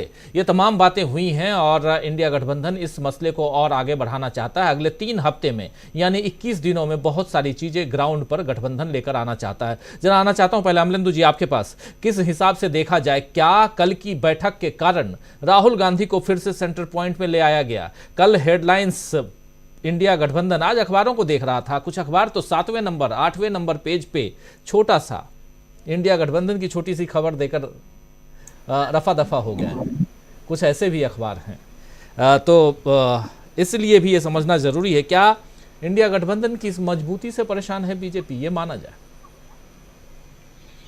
निश्चित तौर पर राजीव जी, असल में भारतीय जनता पार्टी को आशा ये थी कि इंडिया गठबंधन की जो चौथी बैठक होगी इसमें कुछ आपस में विवाद होंगे, कुछ तनाव होंगे, सीट के शेयरिंग के मसले को लेकर के कुछ आपस में जो है झगड़ा होगा, और ये 28 दल जुड़े हैं, किस तरीके से एकजुट होंगे, तो इसको लेकर के उन्हें बड़ी आस थी, बड़ी उम्मीदें थी कि इंडिया गठबंधन के अंदर कुछ ना कुछ जो है वो तनाव होगा। लेकिन जिस खूबसूरती के साथ कल इंडिया गठबंधन ने अपनी बैठक समाप्त की और सारे नेता जो थे इंडिया गठबंधन के वो एक ही सुर में बोलते हुए नजर आए और एक ही तरीके की बात करते हुए नजर आए, चाहे वो सीट शेयरिंग का मसला हो, चाहे वो मुद्दों का मसला हो, चाहे भारतीय जनता पार्टी के खिलाफ आंदोलन हो, सारे मसलों पे सारे नेता जो थे वो एक ही सुर में बोलते हुए नजर आए। इसके बाद भारतीय जनता पार्टी के अंदर जो थी वो बेचैनी एकदम से बढ़ गई। अब आप देखिए भारतीय जनता पार्टी का समर्थक जो मीडिया है उसके कुछ एंकरानी जो है अब वो सोशल मीडिया पे क्या चला रहे हैं कि वो सब ममता बनर्जी और केजरीवाल ने मिलकर के कांग्रेस की हवा निकाल दी, राहुल गांधी का नाम ना लेकर के खड़गे का नाम आगे कर दिया। अब ये मालूम नहीं बेचारे होगा कि केजरीवाल और ममता बनर्जी ने ही कांग्रेस का नेतृत्व स्वीकार किया, सबसे पहले यही घोषणा की, जिन पे आप जैसे दाव लगा रहे थे कि ये उस बैठक में जाकर के कुछ गड़बड़ करेंगे, तो आप जिन पे गड़बड़ का भरोसा किए हुए थे उन्होंने ही जाकर सबसे पहले स्वीकार कर लिया कांग्रेस का नेतृत्व एक तरीके से। तो ये इस तरीके की इनकी परेशानी जो सब मिलाकर के सामने आ रही है। अब राजीव जी जिस तरीके से धनखड़ साहब आज बहुत ज्यादा व्यथित हो रहे थे, मैं तो बहुत ज्यादा व्यथित हो गया उनकी व्यथा देख करके, धनखड़ साहब की मुझे रोना आने लगा एकदम से कि अरे धनखड़ साहब को ये क्या हुआ, कुछ सदन के अंदर कोई बड़ी दुर्घटना ना घटित हो जाए धनखड़ साहब के साथ में, इतने ज्यादा वो दुखी हो रहे हैं। लेकिन अच्छा होता है कि धनखड़ साहब तब दुखी हुए होते जब मणिपुर के सवाल जो थे संसद के अंदर उठ रहे थे और धनखड़ साहब ने मणिपुर के सवाल उठाने नहीं दिए। अगर तब धनखड़ साहब थोड़े से व्यथित हो जाते मणिपुर की महिला को लेकर के, मुझे लगता है कि इस चेयर का भी बहुत सम्मान हुआ होता और इस देश के लोकतंत्र का भी बहुत सम्मान हुआ होता। लेकिन तब धनखड़ साहब की आत्मा नहीं जागी, और आज भी जब धनखड़ साहब की आत्मा जागी है तो उपराष्ट्रपति पद के अपमान के लिए नहीं जागी है, उनकी आत्मा जागी है कि किसान का अपमान हो गया, उनके समाज का अपमान हो गया, यानी आज भी जो है वो उपराष्ट्रपति पद का अपमान जो है वो बड़ी बात नहीं है, अपमान जो बड़ा जो है किसका, वो उनके समाज का और किसान का। लेकिन अभी अब जो साक्षी मलिक है उनके समाज की ही बेटी है जो सड़कों पर घसीटी गई थी मोदी जी की सरकार में, उनका भी थोड़ी देर पहले ट्वीट आया है कि कल भारतीय कुश्ती संघ का चुनाव है और कल शाम को 4 बजे प्रेस क्लब में प्रेस कॉन्फ्रेंस करेंगे खिलाड़ी। आप समझ सकते हैं प्रेस कॉन्फ्रेंस क्यों होगी, धनखड़ साहब की समय क्यों होगी।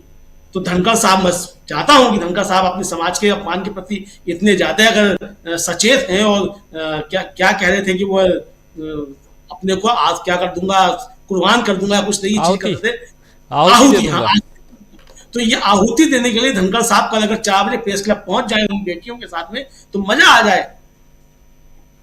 कि आप आहुति देने के लिए आप पहुंच गए हैं। मुझे लगता है राजीव जी कि भारतीय जनता पार्टी की एजेंडे का टूल हमारे सदन के सभापतियों को नहीं बनना चाहिए किसी तरीके से, क्योंकि आपकी जिम्मेदारी भारतीय जनता पार्टी के लिए नहीं, इस देश के प्रति है। और अगर आपकी प्रथा यह है कि जो भारतीय जनता पार्टी की प्रथा है, कल अगर मतलब आप ये देखिए कि तमाशा कि अमित मालवीय जो ट्वीट कर देंगे उसको प्रधानमंत्री भी उस पर काम करेंगे, उस पर राष्ट्रपति भी बोलने लग जाएंगी, उस पर उपराष्ट्रपति भी व्यथित होने लग जाएंगे। यानी अमित मालवीय जो है इस देश के सबसे बड़े एजेंडा सेटर हो गए हैं जी। तो ये चिंता जो है मुझे लगता है कि सबकी होनी चाहिए। और बिल्कुल सही बात है राहुल गांधी ने जो कहा कि 150 सांसद निकाल के आपने बाहर खड़ा कर दिए, आपकी चिंता इसको डेमोक्रेसी को लेकर के नहीं है, चिंता ये है कि किसने वीडियो बना दी और किसने मिमिक्री की। और सबसे बड़ी बात ये राजीव जी कि वो कल्याण बनर्जी का मुझे लगता है कि वो अंग्रेजी में असल में उनका बाइट का मेरे पास वो चल नहीं पा रही है, वो कह रहे हैं कि मैंने तो किसी का नाम ही नहीं लिया, उपराष्ट्रपति का भी मैंने नाम नहीं लिया, धनखड़ साहब का, वो मेरे सीनियर है, सदन में भी सीनियर है और मैं एडवोकेट हूं, वो भी सीनियर एडवोकेट है, वहां भी मेरे वो सीनियर है, तो मैंने तो उनका किसी का नाम ही नहीं लिया। तो अगर उन्हें लगता है कि वो मैंने जो किया मतलब वो उनके लिए था, तो इसका मतलब वो स्वीकार कर रहे हैं कि वो वही करते हैं जिसके लिए मैं मिमिक्री कर रहा था। अब ये सवाल ज्यादा बड़ा है। कल्याण बनर्जी साहब ने धनखड़ साहब का नाम तो नहीं लिया था, उपराष्ट्रपति का नाम तो नहीं लिया था कि वो उनकी मिमिक्री कर रहे हैं। तो अगर उपराष्ट्रपति साहब ये समझ रहे हैं कि मिमिक्री उनकी थी, तो फिर कल्याण बनर्जी के सवाल भी बनते हैं। 3 महिला सांसद का हम लोगों ने उनकी बाइट भी चलाई थी राजीव जी, जया बच्चन और प्रियंका चतुर्वेदी और एक और महिला सांसद थी, कि उनकी बात सदन के अंदर सुनी नहीं जा रही है। कैमरा सभापति की तरफ रहता है, भारतीय जनता पार्टी के मंत्री बोलते हैं, उनकी तरफ चला जाता है। सदन के अंदर 3 महिला सांसद रह गई हैं राज्यसभा में, तो उनकी बात ही नहीं सुनी जाएगी।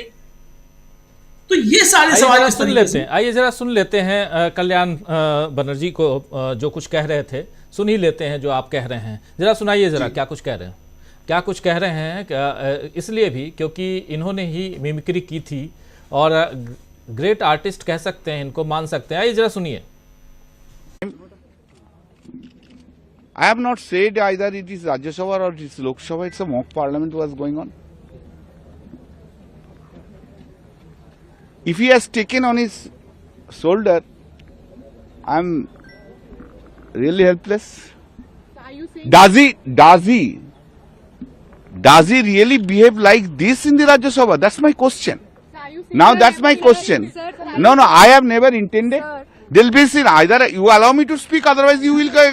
No. Then either you allow me to speak or then. Now I will tell. I have never any intention to hurt anyone. Dhankar Sahab is also in my profession. He is a senior than me. He is also senior advocate. I am also senior advocate. In our profession, we never hurt anyone. I did not intend to do it. But if he is hurt, then I do not know why he is taking it on his shoulder itself. I do not know, because my question is, if he thinks that there is similarity between the behavior of him and myself, then my question is, does he behave in this way in the Rajya Sabha? I have a great respect for Dhankar ji. Firstly, he belongs to my profession. Secondly, he was our ex-governor. Thirdly, he is our vice president, he is the chairman. But I did not want to hurt anyone. and it's not, please, it's a one type of art. Mimicry has been done by also the Honorable Prime Minister in the Lok Sabha itself. I can show you the video. He has done it in the last. तो सुन रहे थे आप कल्याण बनर्जी जो बातें यहाँ कह रहे हैं, बहुत महत्वपूर्ण कह रहे हैं कि ये मिमिक्री जो वो एक आर्ट है और इसमें कोई बुराई नहीं है। लेकिन दूसरी तरफ बात ये भी रख रहे हैं कि प्रधानमंत्री नरेंद्र मोदी ने भी सदन के अंदर, और मोदी जी ने सदन के अंदर क्या क्या नहीं किया है, कितनी सारी बातें उनकी कही जाए, कितने सारे वीडियो दिखाए जाएं, क्योंकि वो सारे वीडियो जो हैं उनके क्लिप्स आज की तारीख में सोशल मीडिया में बहुत अच्छी तरह से आप देख सकते हैं। अलग अलग जगहों पर आज ही मैं देख रहा था, खंगाल रहा था जब ट्विटर पे, तो देखा कि बहुत सारे उनके प्रधानमंत्री के क्लिप्स चल रहे हैं। राहुल गांधी की मिमिक्री कर रहे हैं, कभी वो डॉक्टर मनमोहन सिंह की मिमिक्री करते हुए नजर आते हैं, कभी वो सीधा कटाक्ष और सीधा वार करते हैं जवाहरलाल नेहरू पे। ये सब देख लीजिए, ये तमाम चीजें हैं, ये सब आप अच्छी तरह से देख सकते हैं कि क्या कुछ चल रहा है। ये प्रधानमंत्री नरेंद्र मोदी हैं, देखिए उनके अलग अलग रूप आप देख सकते हैं। खैर चलिए आगे बढ़ते हैं। आना चाहता हूं डॉक्टर दीपक पाचपोर जी आपके पास, और ये ही लोकतंत्र की खूबसूरती है, जहां आप एक दूसरे के ऊपर कटाक्ष करते हैं, खुल के बातें रखते हैं, अपनी बात करते हैं और दूसरों की बात सुनते हैं। यही लोकतंत्र है। लेकिन क्या यहाँ ये लोकतंत्र, जिस लोकतंत्र की हम बात कर रहे हैं, वो लोकतंत्र खत्म हो चुका है, वो डेमोक्रेसी बिल्कुल किनारे रखी जा चुकी है, ये माना जाए। और दूसरी बात, इन सब पे हम चर्चा करें भी, और कई लोग हमारे साथी कह भी सकते हैं कि क्या आप भी वहीं पड़ गए जहां मीडिया का एक धड़ा जिस चीज को लेके दिखाया जा रहा है वही बात आप करने लगे। महत्वपूर्ण बात पे आना चाहता हूं, और महत्वपूर्ण बात यह है कि आखिर इन चुनौतियों का सामना विपक्ष कैसे करे। डॉक्टर दीपक पाचपोर जी, आपकी तबीयत नासाज है, मुझे पता है, 2 दिन आप आराम किए हैं और उम्मीद करूंगा कि अभी आप थोड़ी बात अपनी रख पाएं, लेकिन बहुत जरूरत इस बात को समझने की है कि जो चुनौतियां हैं, अब चुनौतियां सिर्फ चुनाव जीतने की नहीं है, चुनौतियां इस लोकतंत्र को बचाने की भी है। और वैसे में विपक्ष कितना मजबूत दिखाई देता है आपको दीपक जी?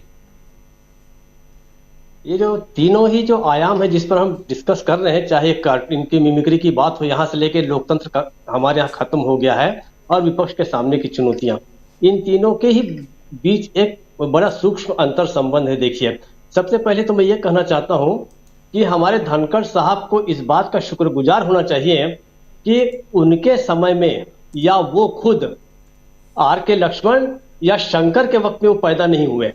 शंकर जो कार्टूनिस्ट थे, 1946 तक उन्होंने महात्मा गांधी के पुत्र जो थे देवदास, उनके ससुर राजगोपालाचारी पर भी कार्टून बनाए, और नेहरू को उन्होंने अपने 4000 कार्टून्स का सब्जेक्ट बनाया, 4000, 1-2 नहीं, अपने लंबे करियर में। और यहाँ तक कि उन्होंने जब नेहरू को एक कार्टून में गधा बनाया, तो नेहरू जी ने उनको शाम को फोन किया और पूछा कि क्या आप आज गधे के साथ चाय पीना पसंद करेंगे, और शंकर को बैठाकर उन्होंने अपने साथ चाय पिलाई। उसके बाद जब शंकर को तकलीफ थी तो उन्होंने चिल्ड्रंस ट्रस्ट बनाया उनके लिए। फिर बाद में उनके सारे डॉल्स का शौक था, उन्हें डॉल्स इकट्ठा करने का, तो दिल्ली का जो गुड़िया हाउस है, नेहरू हाउस, उसको सारा उन्होंने उनके संग्रहालय में तब्दील कर दिया। ये इंदिरा गांधी ने किया। फिर देखिए, इंदिरा गांधी के समय R.K. लक्ष्मण बहुत हमलावर थे। R.K. लक्ष्मण को मजाक में कहती थी इंदिरा गांधी की, भाई तुम बाकी सब मेरे कितने भी कार्टून बनाओ, लेकिन मेरी नाक इतनी लंबी नहीं है जितनी लंबी तुम बनाते हो, तो कृपया उसके साइज थोड़ी छोटी करो। ऐसे वक्त पर धनखड़ का अवतरण हुआ है, या वो पद संभाल रहे हैं, जब तमाम तरह के कार्टूनिस्ट डर रहे हैं बनाने में, लेखक डर रहे हैं, पत्रकार डर रहे हैं। इनके लिए जितना सुरक्षित माहौल मिला है, उतना सुरक्षित माहौल तो कभी भी किसी भी राजनीतिज्ञ के लिए भारत के लोकतंत्र में कभी भी नहीं था। ऐसा कोई भी राजनीतिज्ञ नहीं बचा जिसके ऊपर कार्टून न बने हो, लगातार बनते रहे हैं। काग बनाते रहे हैं, अबू बनाते रहे हैं, सारे कार्टूनिस्ट ने बनाया। मिमिक्री का हम बात कर ही चुके हैं कि जैसे खुद प्रधानमंत्री जो है वो मिमिक्री करते रहे हैं। जिस अभी कल्याण बनर्जी ने जो बंगाल के साथ धनखड़ का संबंध बनाया, और प्रधानमंत्री मोदी की बात करें तो प्रधानमंत्री मोदी ने वहीं पर जाके पश्चिम बंगाल में दीदी ओ दीदी की मिमिक्री की थी, वो किसकी मिमिक्री थी? वो भी एक संवैधानिक पद पर बैठी और वो भी महिला थी। तो क्या ये माना जाए कि सारी महिलाओं का अपमान किया गया? अब इसमें देखिए, नेहरू और इंदिरा गांधी या कोई भी प्रधानमंत्री क्यों नहीं बुरा मानते थे इन चीजों का? क्योंकि उनमें 3 चीजें नहीं थी। पहली बात, उनमें कोई असुरक्षा की भावना नहीं थी। नेहरू जी कभी नहीं डरते थे कि मेरी गद्दी रहे या चली जाए, इंदिरा गांधी नहीं डरती थी, कोई भी नहीं डरता था। दूसरा, उन लोगों में कोई अपराध भाव नहीं था, और तीसरा, उनमें कोई हीन भावना नहीं थी। जबकि अभी के जो हमारे शासक हैं, इन्हीं तीनों चीजों से हैं वो। उनमें अपराध का भी भाव है, वो जान रहे हैं कि हम रोज का रोज डेमोक्रेसी की हत्या कर रहे हैं, हम मीडिया को खरीद रहे हैं, उनको डरा रहे हैं, विपक्ष के यहाँ रोज सीबीआई और ईडी के छापे पड़ रहे हैं। आखिरकार लोकतंत्र का खात्मा कैसे होता है? ऐसे ही होता है कि आप विरोध की जो आवाज है उसको दबा दें। धनखड़ हो या ओम बिरला, इन दोनों में ही हीन भावना है कि इन्होंने 150 से अधिक विपक्षी लोगों को उठाकर बाहर, जो राहुल गांधी के शब्दों में कहा जाए तो फेंक दिया है। निलंबन नहीं, इसको वाकई सही मायनों में कहा जाए तो वाकई फेंक दिया गया है। इसलिए जब धनखड़ जी के साथ ये मिमिक्री वाली बात हुई, एक अखबार में खबर छपी है उनकी इसमें कि मोदी जी ने उनको फोन किया धनखड़ जी को और कहा कि जैसा आपका मजाक उड़ाया गया आपकी जाति का, वैसा ही मेरा भी मजाक उड़ाया जाता है। ये प्रधानमंत्री मोदी जो हैं वो उनको फोन करके कह रहे हैं। अब मुझे इस बारे में बहुत सच्चाई क्या है नहीं पता, लेकिन ये प्रकाशित है, ये पब्लिक डोमेन में है। और ओम बिरला जी भी मिलने गए उनसे धनखड़ जी के पास।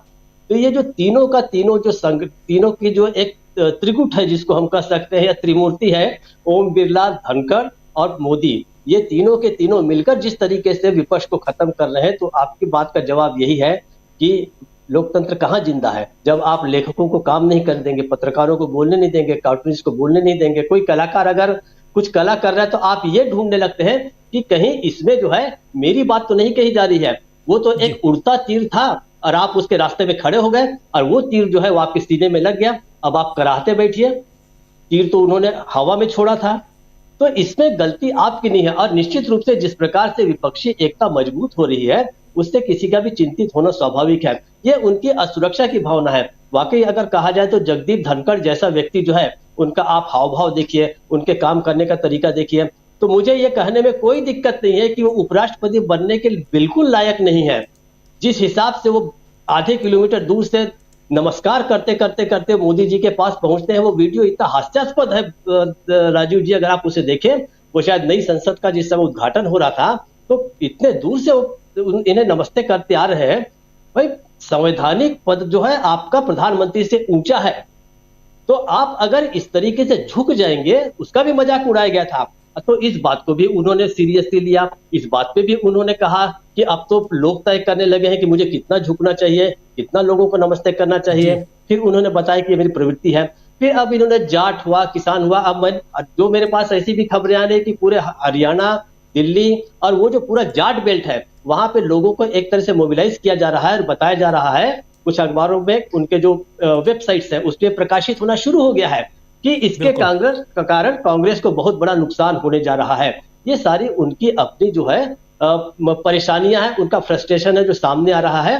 तो आप जान सकते हैं कि उनका फ्रस्ट्रेशन है, इसका मतलब विपक्ष मजबूत हो रहा है। राजीव जी। जी बिल्कुल, यही समझने की जरूरत है कि क्या विपक्ष मजबूत हो रहा है, क्या विपक्ष मजबूती के साथ अपनी दावेदारी पेश कर रहा है, क्या विपक्ष जो है बड़ी मजबूती के साथ चुनौती पेश कर रहा है। ये तमाम चीजें समझने की जरूरत भी है। प्रेम कुमार जी, एक बार फिर से आपके पास जल्दी आना चाहता हूं। अब हम जरा क्लोजिंग की तरफ बढ़ते हैं।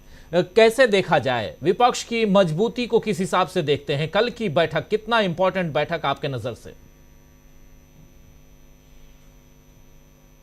अनम्यूट कर लीजिए प्लीज।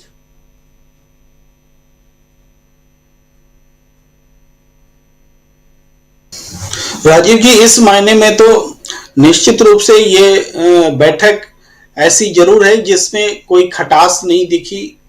और दूसरों की जो उम्मीद थी कि कुछ गलत होगा, वैसा कुछ नहीं हुआ। लेकिन अब भी प्रोग्राम तय करने के मामले में जो कुछ निर्णय लिए गए हैं कि आने वाले समय में 7-8 बड़ी बैठकें होंगी और सब सीट शेयरिंग होंगी, और उसमें कोई दिक्कत आएगी तो ऊपर के नेता बैठ करके उसको ठीक करेंगे। ये सारे निर्णय हुए हैं, बहुत महत्वपूर्ण है। लेकिन अभी बहुत कुछ देखा जाना भी बाकी है। कि चीजें कैसे होती हैं। तो अगर चीजें ठीक उसी तरीके से होती चली गई जो दिल्ली की बैठक में हुआ है, तो वो जो एक डिले हुआ 5 राज्यों में विधानसभा चुनाव की वजह से, उसकी भरपाई हो जाएगी। इसलिए ये समय बहुत ज्यादा खुश होने का भी नहीं है और उम्मीद पैदा करने वाला ये समय है।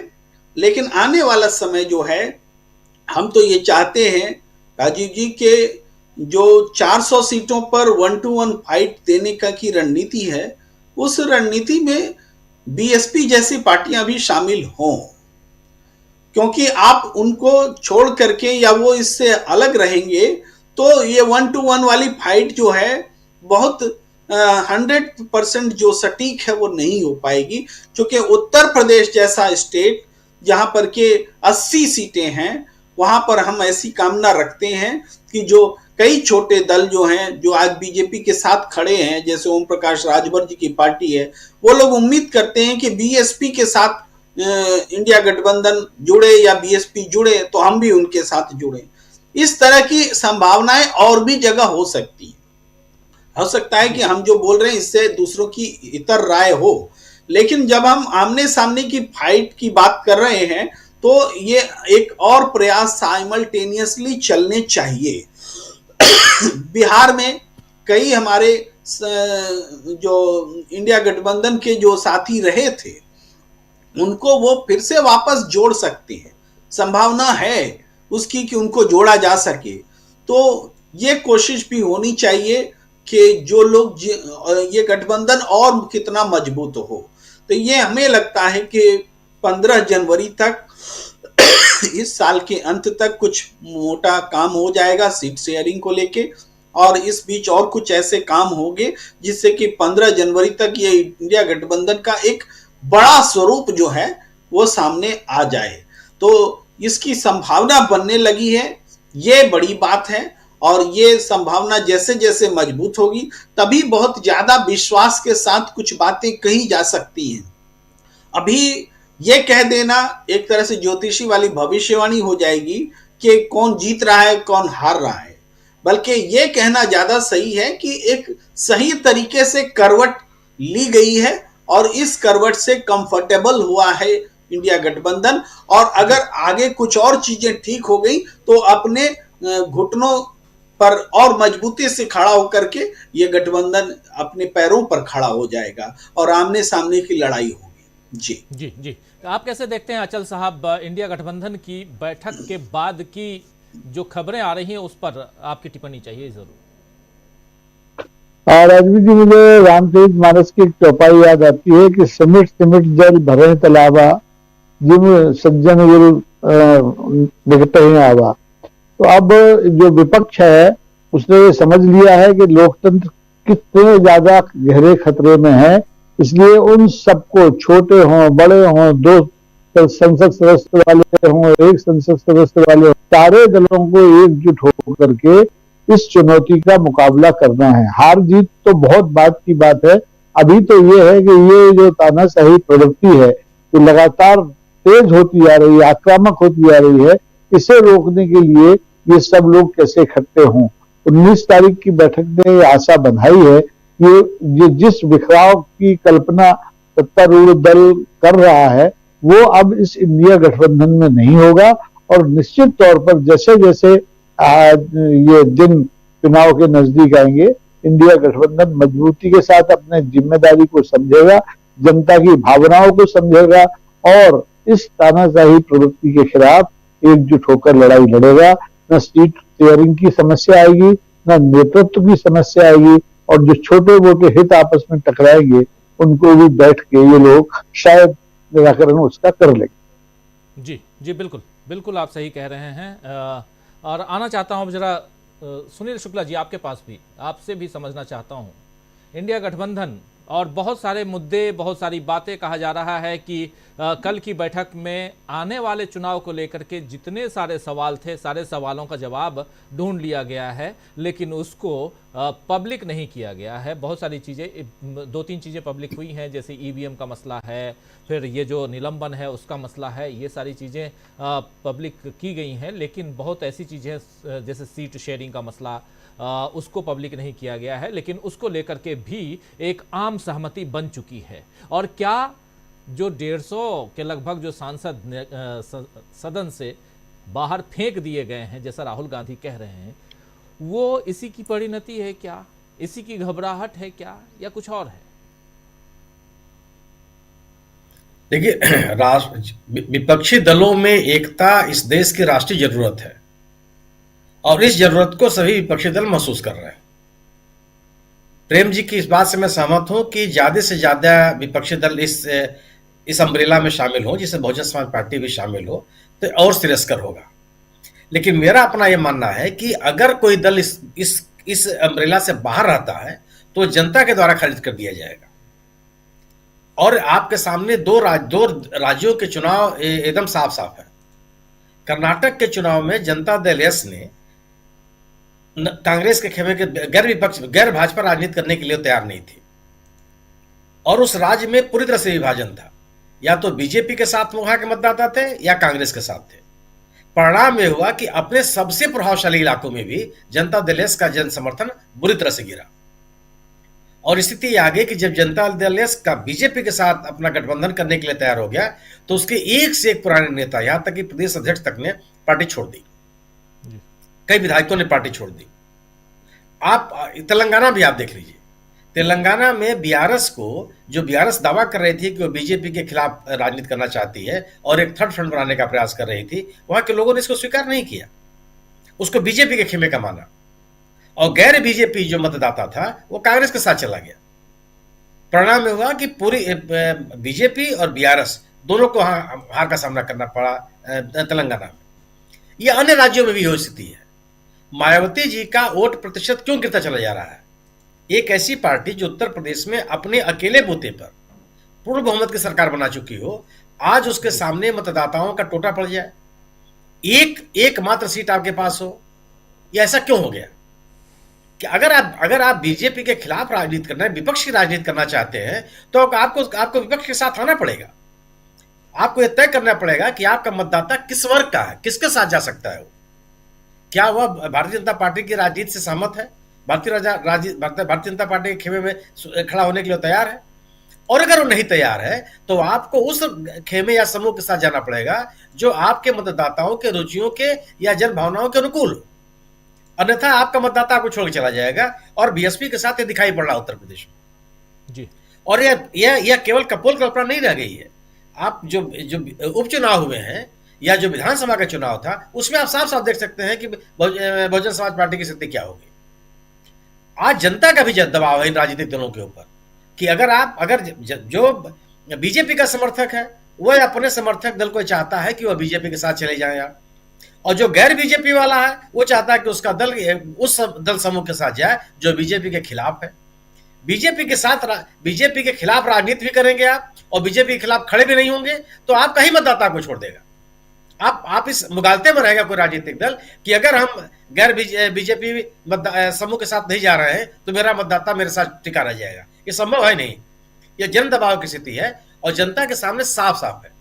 भारतीय जनता पार्टी अपने मतदाताओं को बांधे रहने में सफल है, उसके समर्थक दल अपने साथ साथ बने हुए हैं। उसी तरह से जो गैर भाजपा विपक्षी दल हैं उनके लोग भी अपने साथ अपने मतदाताओं को अपने साथ समेटे हुए, और इसका संदेश आम आदमी की ओर से भी, अपने समर्थक वर्ग से भी विभिन्न राजनीतिक दलों के ऊपर है। और जो दल इसको स्वीकार करने के लिए नहीं तैयार हैं, यकीन मानिए आप कि जनता के द्वारा खारिज कर दिए जाएंगे। यह तथ्य एकदम साफ है, दीवार पर लिखा हुआ है। और विभिन्न ये दौर के जो चुनाव हुए हैं हाल के, इसमें जनता ने साफ साफ बता दिया। और मुझे लगता है कि जो गैर भाजपा राजनीति करने वाले राजनीतिक दल हैं उनकी अब ये उस राजनीतिक जरूरत को महसूस करने लगे हैं गंभीरता के साथ। सीट शेयरिंग को जरूरत केवल आज को और कोई बड़ा मुद्दा नहीं है, वो केवल मुद्दा है कि न्यूनतम साझा कार्यक्रम और सीट शेयरिंग का मुद्दा जो मेरी अपनी समझ है वो केवल 2 राज्यों में ज्यादा गंभीर है, उत्तर प्रदेश में और पश्चिम बंगाल। आप कह सकते हैं कि पंजाब में और दिल्ली में। इसके अलावा किसी ऐसे राज्य में स्थिति नहीं है जहां पर किसी तरह का विवाद पैदा हो या किसी तरह की कोई दल के अंदर कोई रिजर्वेशन हो। लेकिन इन चारों राज्यों में भी मेरा अपना मानना है कि सीट शेयरिंग पर कोई मुद्दा फंसेगा नहीं।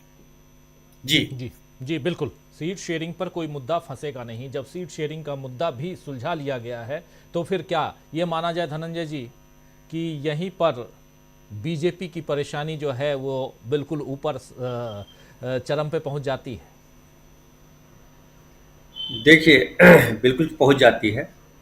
बीजेपी तेलंगाना में नहीं आई, बीजेपी कर्नाटक में नहीं आई, बीजेपी बिहार में कहाँ रहेगी मालूम नहीं है, बीजेपी पश्चिम बंगाल में कहाँ रहेगी ये भी नहीं पता है, बीजेपी महाराष्ट्र में कहाँ रहेगी ये भी उसको सोचना पड़ेगा।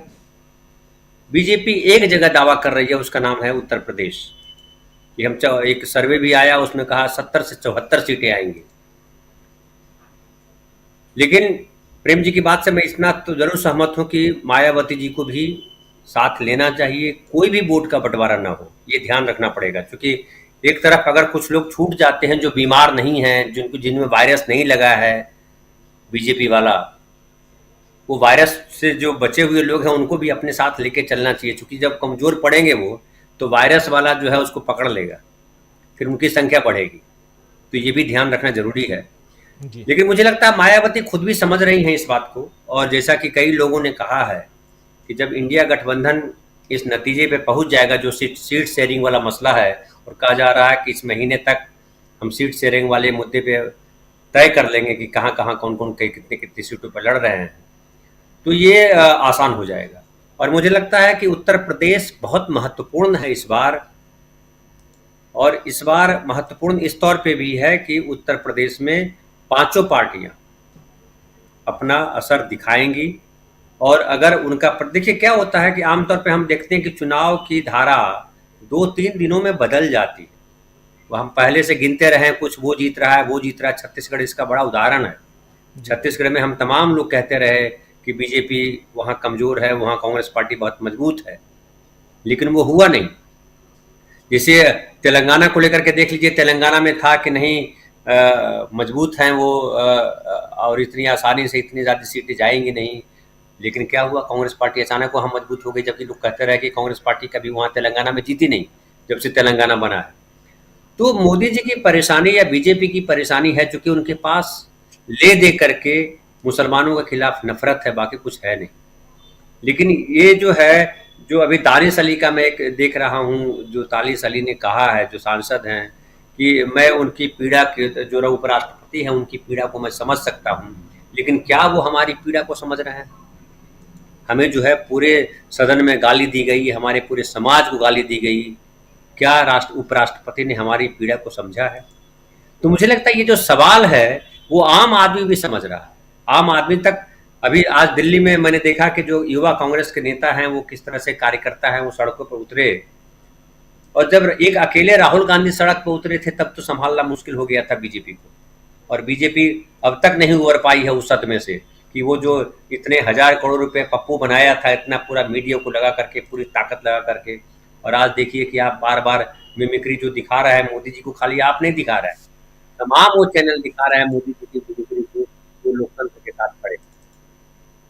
तो ये जो है, अब इनको समझ में आना चाहिए कि जनता के साथ जब 150 सांसदों को जो आपने बाहर निकाला है, ये छोटा मोटा मैटर नहीं है। और वो सांसद जो है जब निकलेंगे सड़कों पर, और वो उनके कार्यकर्ता जब आएंगे, वो कांग्रेस पार्टी पुरानी वाली कांग्रेस पार्टी नहीं है जिसके भीतर ढेर सारा अंतर विरोध था। ये नई कांग्रेस है जिसमें राहुल गांधी बड़ा इंपॉर्टेंट व्यक्ति के तौर पे प्ले कर रहे हैं, नेता के तौर पे देखा जा रहा है। और यहाँ कोई अडवाणी भी नहीं है, यहाँ खरगे जी को इतना सम्मान दिया जा रहा है कि यहाँ तो अडवाणी जी को कहा जा रहा है कि मंदिर में आप आइए नहीं, बतलाइए। जो बेचारा मंदिर का सपना देखा, जिसने सारा कुछ किया, जो घर बनाया बाप ने, उस बाप को कहा जा रहा है कि खबरदार जो इस घर में आए तो। ये कितनी बड़ी तौहीन की बात है। और खाली अडवाणी के तौहीन की बात नहीं है, भारतीय संस्कृति की परंपरा को देखिए कि एक श्रवण कुमार हमारे माने जाते हैं। फिर माता पिता की सेवा करने की जब बात आती है तो श्रवण कुमार का हमेशा नाम लिया जाता है, जिन्होंने अपने बुजुर्ग माता पिता को कंधे पे लिया, बहंगी में बिठाया और सारी तीर्थ यात्रा कराई। और उस श्रवण कुमार की परंपरा को आप नहीं मान रहे हो, अब बतलाइए, ये किसका सम्मान कर रहा है? राम की मर्यादा का सम्मान कर रहे हैं, तो ये किसी का सम्मान नहीं कर रहे हैं। और मुझे लगता है कि जनता तक ये बातें इस चुनाव में पहुंचेंगी, और अगर सब इंडिया गठबंधन इसी तरह से, और जो मुझे पूरा यकीन है, क्योंकि मुझे कहीं दिखाई नहीं पड़ रहा, जब बिल्कुल बहुत सही कहा था ये हमारे साथी उपाध्याय जी ने, कि जब ममता बनर्जी और केजरीवाल कांग्रेस का नेतृत्व स्वीकार करने को तैयार है, तो फिर किसको प्रॉब्लम? किसी को प्रॉब्लम नहीं। तो मुझे लगता है इस बार परिणाम अलग होंगे, और जो सर्वे वाले हैं वो झूठे साबित होंगे।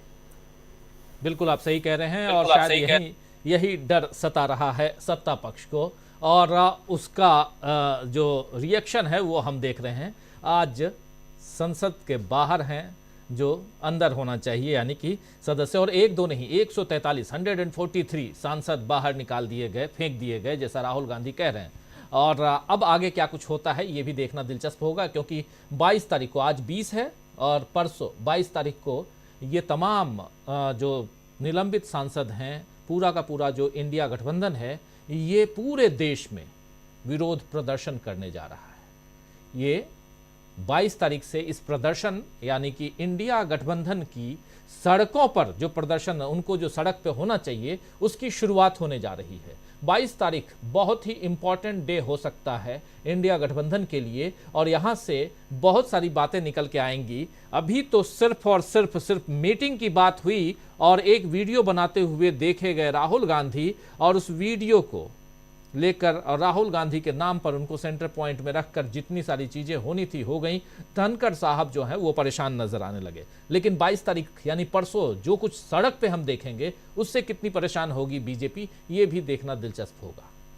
इस कार्यक्रम को यहीं समाप्त करने की इजाजत चाहता हूं। बहुत बहुत शुक्रिया अदा करना चाहता हूं धनंजय जी आपका क्लोजिंग कमेंट के लिए, सुनील शुक्ला जी आपका, प्रेम कुमार जी आपका बहुत शुक्रिया, राकेश अचल साहब बहुत बहुत शुक्रिया आपका, डॉक्टर दीपक